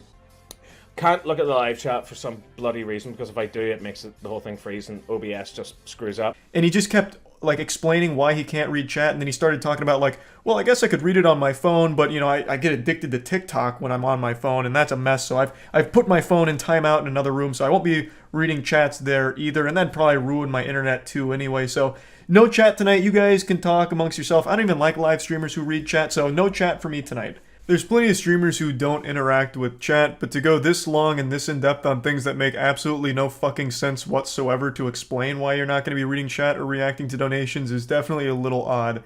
And there's plenty of other really alarming moments about this stream, especially looking back on it in hindsight. He keeps reiterating that he's live, you know, this is live, and he's staying inside all night. He talks about like drinking and driving, and he'd never drink and drive, which is why he's staying inside, drinking on stream live for his viewers to enjoy. He's playing GTA Vice City throughout the stream, and he's making comments about like how the police force is no longer like equipped to handle cases, and there's a rise in crime. It's in the real world he's talking about. It's all very fucking alarming stuff, but by far the scariest thing he says has to be this. Yeah, that's physics. That's what would happen in the real world. Abso-fucking-notly. Abso-fucking-notly.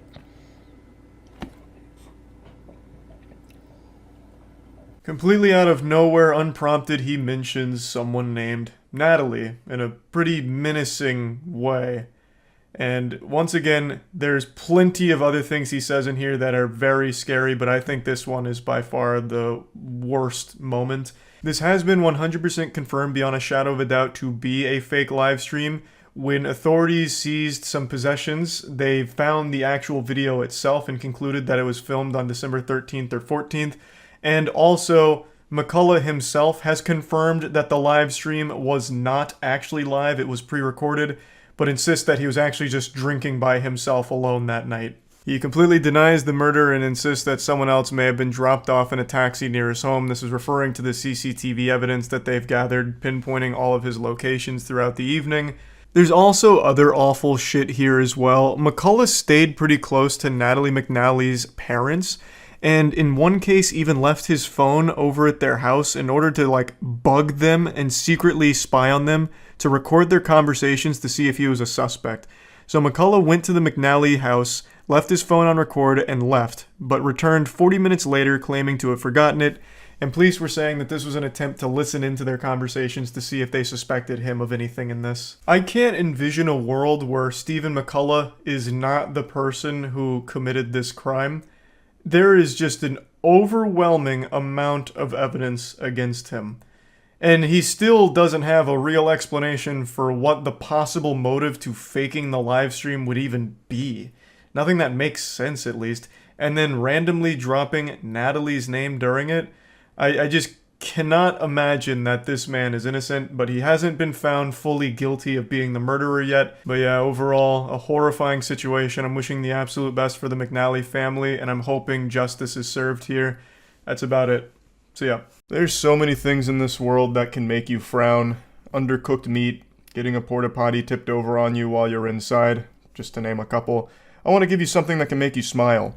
One of those public nuisance streamers whose whole existence revolves around making everyone's lives around them worse as their content has just been arrested. 2023 has actually been a pretty solid year for streamers everyone hates getting thrown in the slammer, finally facing some real repercussions for their awful behavior and unbelievable cringe, such as the streamer Johnny Somali, who is still currently in jail in Japan right now, God bless. Now, I haven't seen a follow-up to the individual we're going to talk about right now, so I'm going to delve into fantasy like it's the fucking Magic Treehouse here. In my little headcanon fanfic, he is currently sitting in his prison cell blubbering his little eyes out like a bitch. And this clip actually makes me extremely happy. It reminds me that Christmas is right around the corner because it gets me in a joyful spirit. And just as old Saint Nicholas taught us, it's better to give than to receive. So I wanted to give you all the gift of a big ear-to-ear grin as we watch this insufferable asshole get arrested, but also what led up to it. Hey, listen up. You look so cute and you look so delectable. I want to put you on a plate and just eat you up. How about that? What's your name, baby? I know you're sorry. You're sorry you can't get with a hunk like me.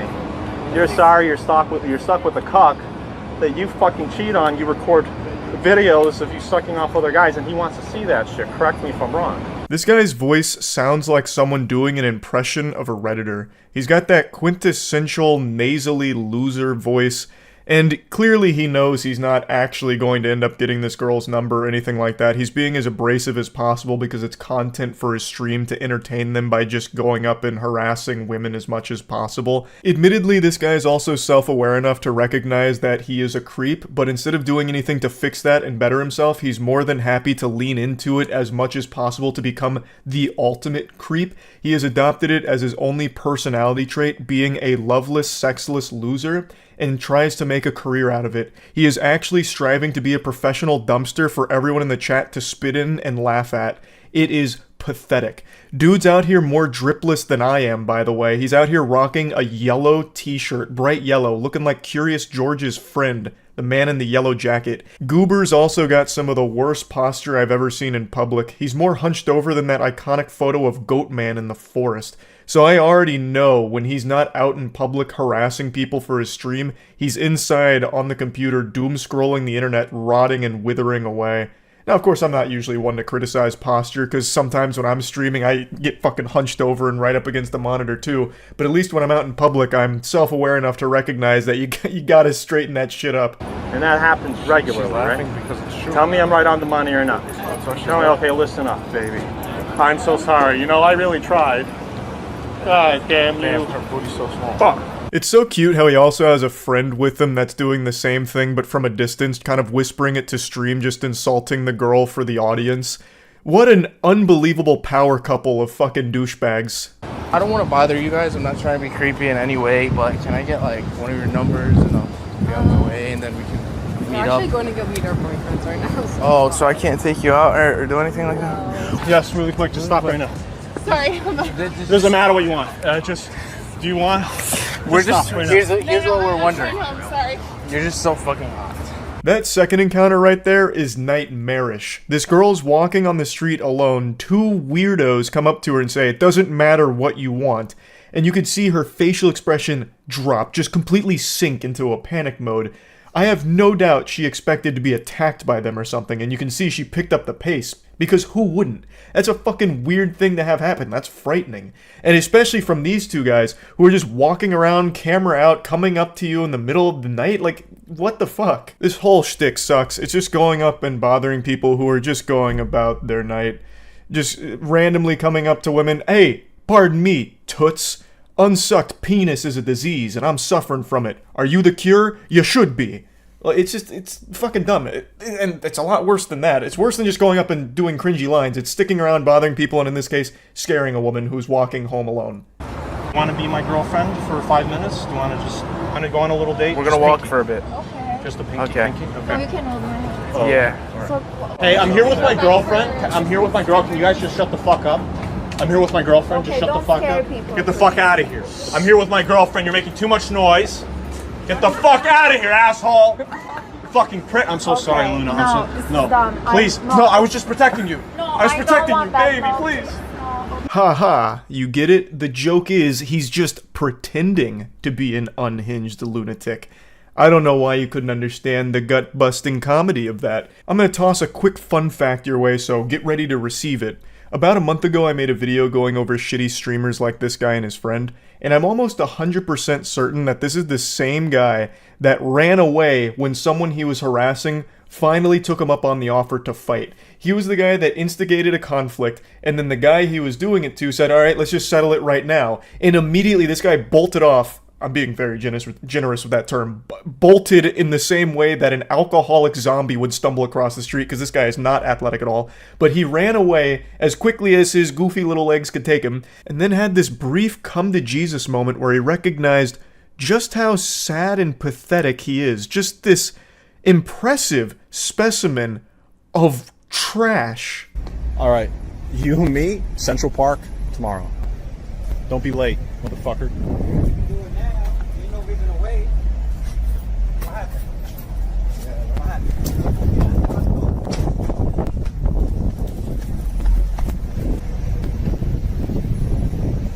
Alright.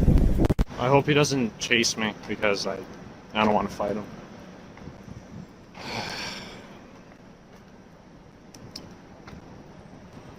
Am I a pussy beta?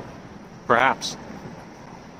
But I don't know. Using all the latest and greatest in technology and summoning the world's leading forensic experts to analyze the footage here, I think we can all conclude with a high level of confidence that this guy and the guy that I've been showing you who's about to get arrested here on stream are the same person. There's just no way that this world is forsaken enough to allow two people that sound, look, and act like him and stream like him to exist at the same time. I just don't believe that. It's the same person. I'm pretty sure of it.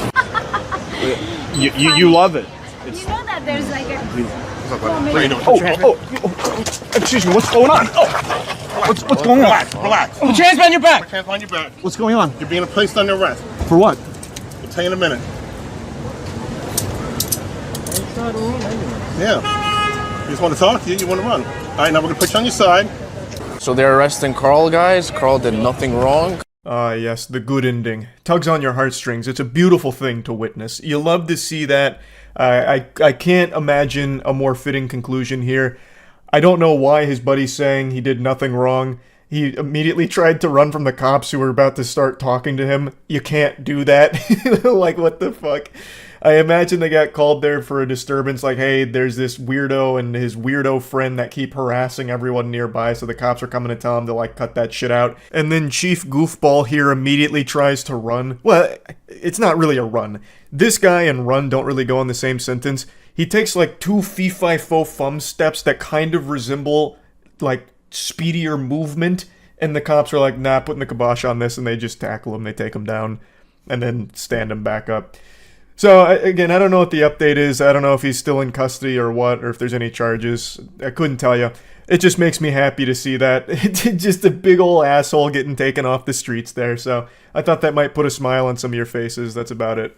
So, yep. I've talked about this before, but it's been a little while, so I'm going to dust it off and give you a little refresher.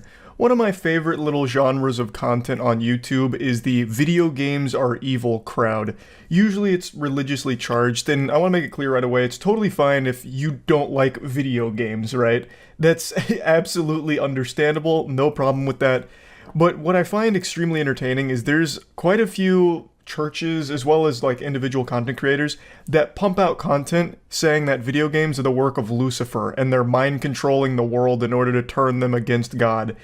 And I always can't help but giggle, acting like if you put the controller in your hand, you're saying goodbye to God himself. It'll corrupt your soul and condemn you to the fiery pits of hell for all eternity because you played Minecraft.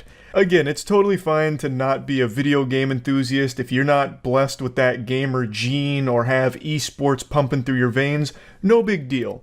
But a lot of these videos I watch from a bunch of different churches are actually just kind of wild about, you know, instilling fear in such simple things and like so many different things. Like video games has become a big one. Another big one is anime.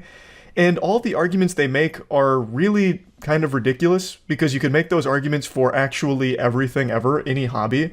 There are real arguments to be made against like video games. They can be addictive, especially ones that are like microtransaction based. They could be financially damaging. There are like actual issues, right? If you don't have that level of self-control to not get obsessed over something and addicted to it, then there's a lot of harmful effects that come from it. But that's never the arguments they make. Instead, they just speak about video games like it's the Antichrist, and like the cyberspace is basically hell on earth. So I wanted to showcase what I mean with a recent service that I watched on stream. I don't usually watch videos on stream anymore, but I made an exception for a excerpt from a church service about a preacher going off against video games as well as anime. So it's a demonstration of both things that I used as an example here. And instead of once again talking about like real harmful effects that can come from getting obsessed over these mediums, his argument basically boils down to these things are the work of the devil because they distract you from God, which again is something that extends to everything. Literally reading a book falls into that same category. Doing anything for fun ever falls into that category. And then he also says that video games are so fun that they make church boring. So it's almost like he's like trying to get people hooked on video games. Like for a brief moment I was like, he's really hyping video games up. If I had never heard of these before, I'd be really interested to check them out. And then he beats the daylights out of an Xbox to try and make his point, which was fucking amazing. Oh yeah, I've seen like every anti-video game church sermon. I watched an entire documentary on, I think it was Pokemon being instruments of the devil, because that was a really big talking point for a little while. Alright, let me just hear the core argument. And this is how I know that this is an idol, is because I guarantee you there's a lot of offended people in the church right now. Okay? Or even... Brother, there's 7 people in the church right now. I'm sure they're probably not that offended. It's not a huge service today. You could probably just talk to them one-on-one. How can Minecraft be sinful? It's literally this. This guy's... He doesn't know what he's talking about. Oh, he's saying sinful. It's so quiet, I can't fucking hear him. I thought he said simple. I was like, yeah, I mean, Minecraft's pretty simple. You just build some shit. Who would really get upset about that? I can't hear shit. Start worshiping your audio equipment. My God. Pardon. Excuse me. Just improve the audio quality, please. Jump in Jehoshaphat. Some pagan god. Hold on a second. What about this thing right here, though? When I start talking about this... What is that? A Super Nintendo? What are you hitting there? That's actually a fucking Super Nintendo. Who's worshipping that? You stuck in a time vortex? That's an Xbox S? Is it? When I say you need to grow up, does it bother you a little bit when I say put away the video games from among you? Does it bother you when I say put that trash away? It belongs in the garbage. You're a man of God. You ought to grow in grace and the knowledge of our Lord and Savior Jesus Christ. Don't waste your time playing video games. Redeem the time because the days are evil. Does that... What? Wait, it's not even an argument against video games anymore. It's just, why do anything that's not immediately like praising the Lord, because you're wasting your time if you're not. You can make that argument for going out to dinner. Why don't you just eat at home, save yourself the time for more one-on-one moments with the Lord? At least make arguments against video games themselves. This is literally just a time cost thing. Like, you're wasting too much time on games when you could be giving that time to the good book. And our service, of course. Please make sure to put a little bit over here. I'm working on my new car. Become a golden calf. Not really. It's just it's a fucking video game, brother. Saying about that, I'm still gonna do it. You know why? Because it's just an idol. Exodus 32 verse 19. What does this have to do with games? Oh my God, he's got the baseball bat out now. Oh my Lord. Which one of you's been playing games? I can sniff the gamer on you. Step up, or I'm just gonna start swinging. God damn it. That. Oh, I see. Oh God. Oh my. And track. I missed the gamer rage. Them, the Bible says. You know what? You know what you young people need to do? You need to take your Xbox. That's awesome. Sign me up. I want to go to one of these services. This is hype. And trash that idol. Because you know what? That thing's taking the place of you reading the Bible. That thing's taking the place of your prayer life. That thing's taking the place of you living the righteous. It's taking the place of you improving your marriage. Ooh, yeah. Yes, it is. Stands in the way of my marriage and my child rearing. That's what they deserve. What? Wouldn't you choose what stands in the way of your marriage and raising your child? You're in complete control, man. Just have some, like, self-discipline, right? Do you have a TV in your house? It's like the same thing. This has nothing to do with games at all. This is, like, legitimately clickbait. He's making no arguments against games. It's literally just an argument against, like, anything that takes time away from God, and he chose games. Could have been phone, could have been knitting, could have been drawing, could have been reading. This is worthless. It's an idol. I hate video games because it creates apathy in the church. Huh? It makes people not pay attention to the preaching of God's word. How? It makes young people apathetic towards the truth of God's word. How? It makes people bored with church. Make church more fun. What do you mean? That has nothing to do with video games. Just make the service more entertaining at that point. What are you talking about? Because people have fun at home, it makes church boring in comparison? That's a fault of yours. Make church pop off. Have like fucking pyrotechnics displays going crazy. Get like dancing lobster. I don't make church a fun place to go. That was interesting. Not interesting is definitely not the right word. But I'd love to hear his takes on like legitimately every hobby ever, because that does take away time from your prayer life. I wonder if he does that for actually everything, ever. He preaches hard against anime. Oh god, wait. He's anti-anime? What? Is nothing sacred? Now you gone too far. I can handle you beating the devil out of an Xbox Series X, but you target anime. Uh-oh. That's a straw that breaks the camel's back. Because I want to get married one day. I want to move out, live with my wife, have children, have a successful family. Cool. Lead a family unit, be responsible. That's what I want for my life. But instead, what do you have? I want anime. I'm getting on anime right now, okay? The fact that you even know what anime is shows me you're already a degenerate. What are you talking about, brother? You don't just like randomly come across anime. This is a dude that had an actual hentai addiction, no doubt in my mind. No shot. If he was like cartoons, then I'd be like, oh, okay, I see. But the fact that he's just like hard dropping anime, I know this man is like an actual super stan for some shit. No doubt. Video volume is maxed. They don't believe in good audio equipment at whatever place this is. Now, what is anime? It's Japanese animation. There's one guy in the crowd like, what? Oh! Japanese what? Animation? Yu-Gi-Oh! Yeah! What else? Oh, don't even pretend like you don't know.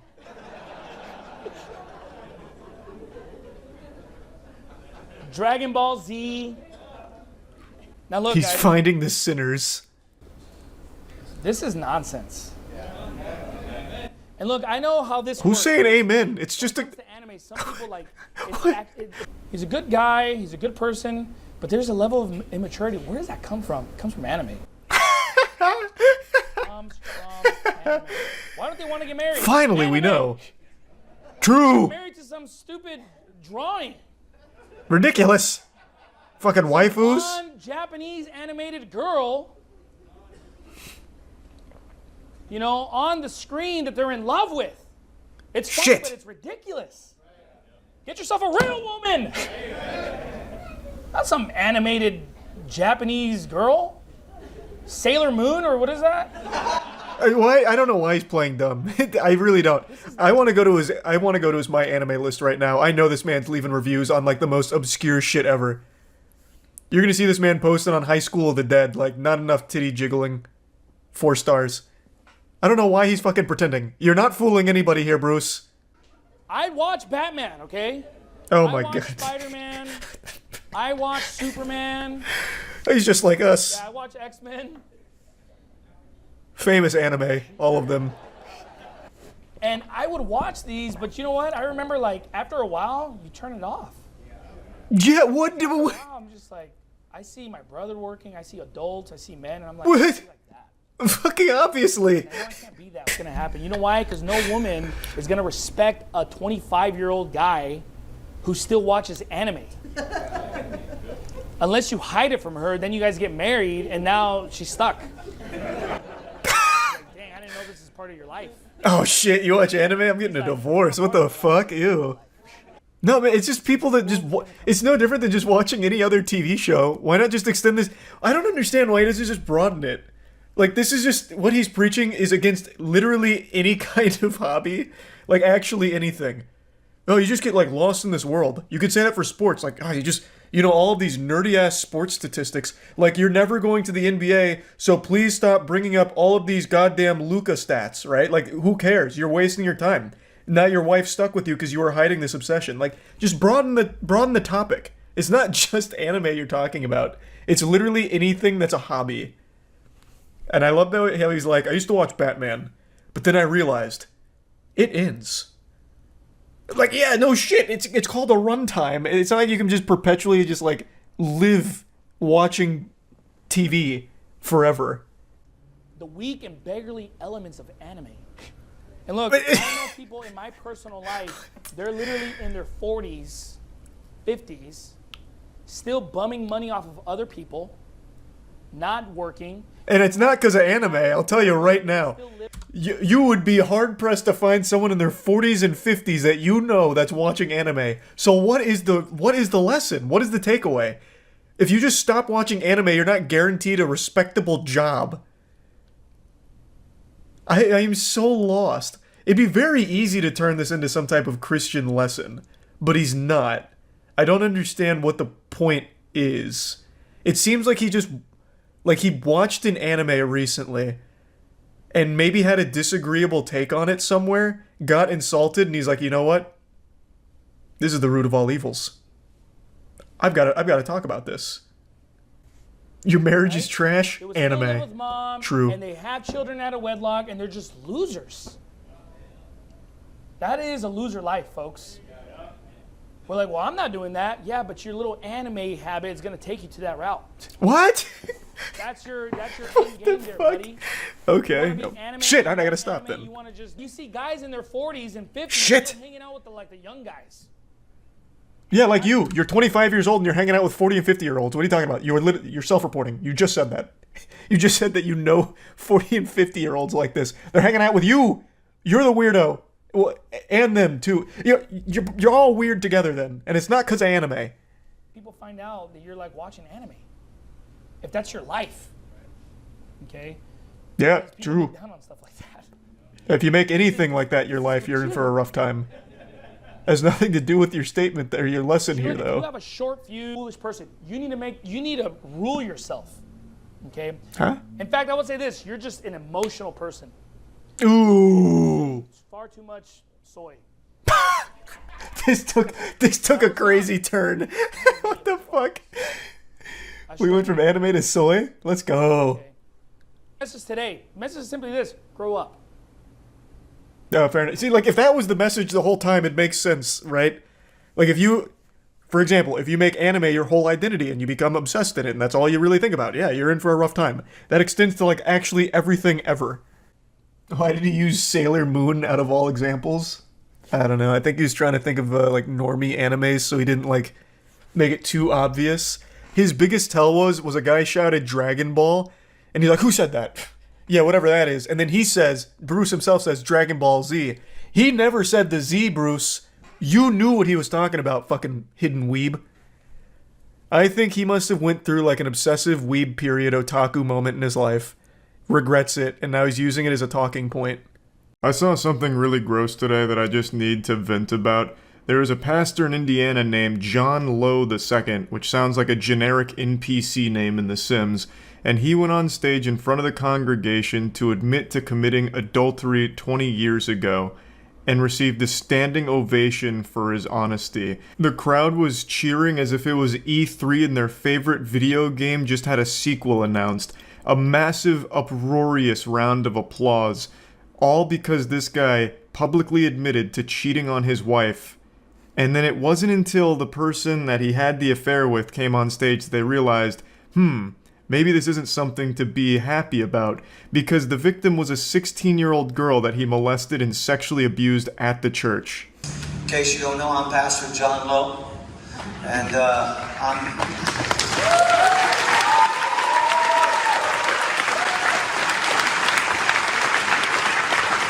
I already hate this shit. Pastors are worshipped more than Jesus, it feels like. I have absolutely no problem with religion or anything like that. As most of you know, I was an extremely religious youth. I got baptized twice just because I was afraid God might have missed the first one. And while I may not be religious anymore, I do still get it. But what I've never understood is why pastors themselves are treated like gods by the people that go to church. It's super counterintuitive. It goes against everything the Bible teaches. The people are there more to worship and suck the dick of the pastor than they are to, like, give thanks and praise Jesus. And it happens all the time, especially with pastors like Kenneth Copeland and Peter Popoff. They'll just blatantly say, we need you to give us all of your money because we require another jet to preach the good word of the Lord. And people will happily just give up their family's entire earnings to the church, to the pastors directly, to support that greed.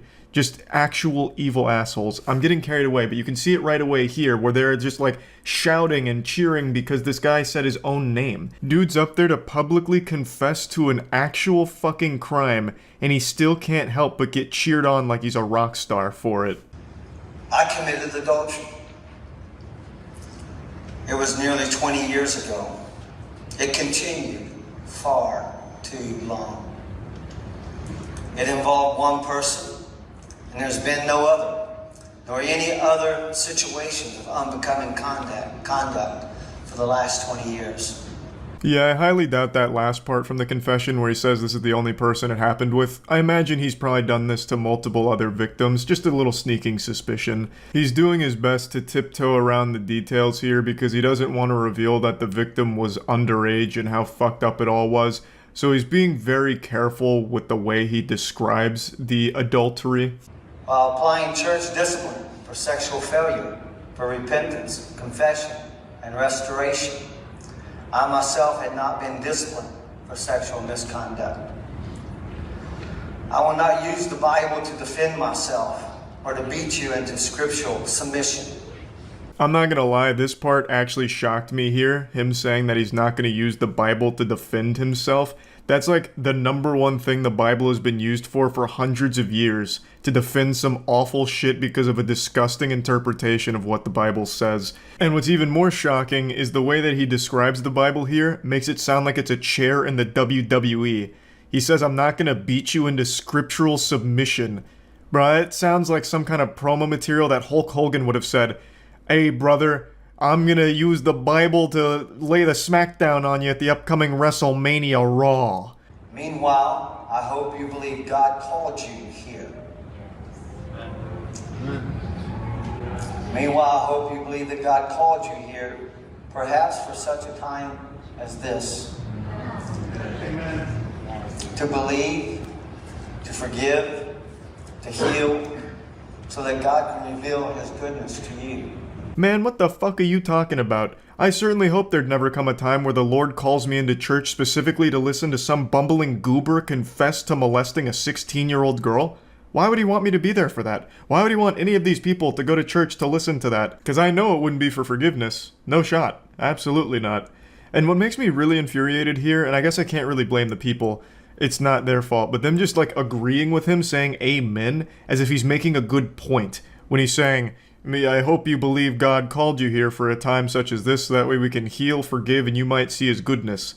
Phrasing it in a way where it's like, if you forgive me for my actions, then the Lord might be really nice to you in return. Can I get an amen, huh? You want a shiny new car? Well, you might want to forgive me for this crime. You know, the Lord might provide. I have committed to the Lord and now to you that I will submit to the process and recommendations of this board.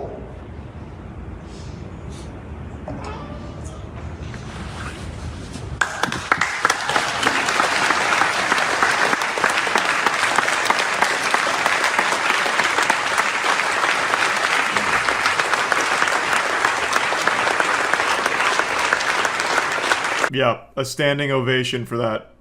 Amazing. There was a couple people, like, you could hear kind of cheering lightly throughout the thing, which is weird too. Like, fucking pumping their fists like, oh my god, the pastor's fucking and it's not his wife. Whee! Yeah! Absolute wild and wackiness. They're treating it as if it's like a little fucking Super Bowl kind of event. But let me warn you, what you're about to hear next is pretty heavy and hard to listen to. The victim herself comes forward to actually paint the picture of what happened that the pastor was leaving out. And she says this to the people that were just giving a massive round of applause and standing ovation to the guy. I lived in a prison of lies and shame. Lying to protect the Lowe family. For years I thought I was a horrible person having suicidal thoughts, not realizing what had been truly done to me. I'm a prisoner no longer. I was just 16 when you took my virginity on your office floor. Do you remember that? I know you do, and I have plenty of other stories that I could bring to your remembrance. She describes in detail the actual nature of the adultery that he was so desperately trying to dodge. He was trying to, like, do his best to avoid every possible raindrop of detail surrounding this, but now she's the storm that's come through and has revealed all of it to the people that were just cheering for this evil man. So I don't want to play too much of it here because, like I said, it is hard to listen to. She says it started when she was 16, and there were witnesses and people that knew what was happening, but when she tried to talk about it, all that was done was that it was covered up. If you did it, you need to admit it. That's right. 100%. I told you I committed adultery. I told you that it went on far too long. Did you do it? That's all we need to know. Yes, we did. You didn't tell them she was 14 years old.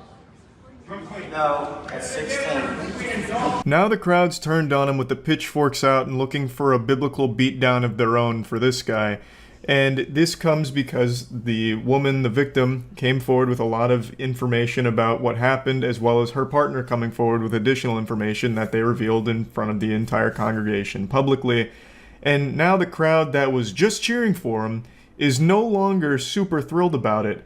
Adultery, I guess, was totally fine. They were okay with adultery and long-term adultery.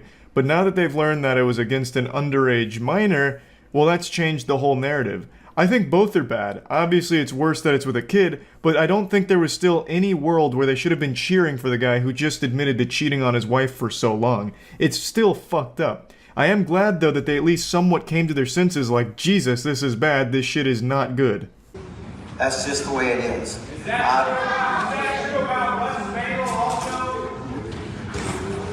It's not all true, but that did happen, yes. And all I can do is ask you to forgive me. And I'm doing what the Bible process or biblical process is in the church. I'm stepping down, stepping aside. For everything that we have done wrong in our lives, that you begin to heal us, Lord. And then once again, I was disappointed by the people here when they went up to give this guy a hug during their prayers. I'm just gonna say it, I don't think there's any power in forgiving someone like that man. That guy is a fucking monster. This went on for years, and it started when she was underage, and it was covered up. There's no power, and there's nothing righteous about forgiving an actual piece of shit like that. So the fact that after they learned all this information, after everything that was talked about during the service from the victim as well as her partner, after all of that, they still go up there and embrace him and seemingly forgive him, I guess, if the body language is anything to go off of. Just a horde of people go up there to give a giant group hug in the showers here, all up there huddled around each other like they're trying to recover a fucking fumble in football, all around that guy who is a bad guy and doesn't deserve the forgiveness. Anyway, this video just made me upset. I wanted to talk about it, and that's really about it. So yeah.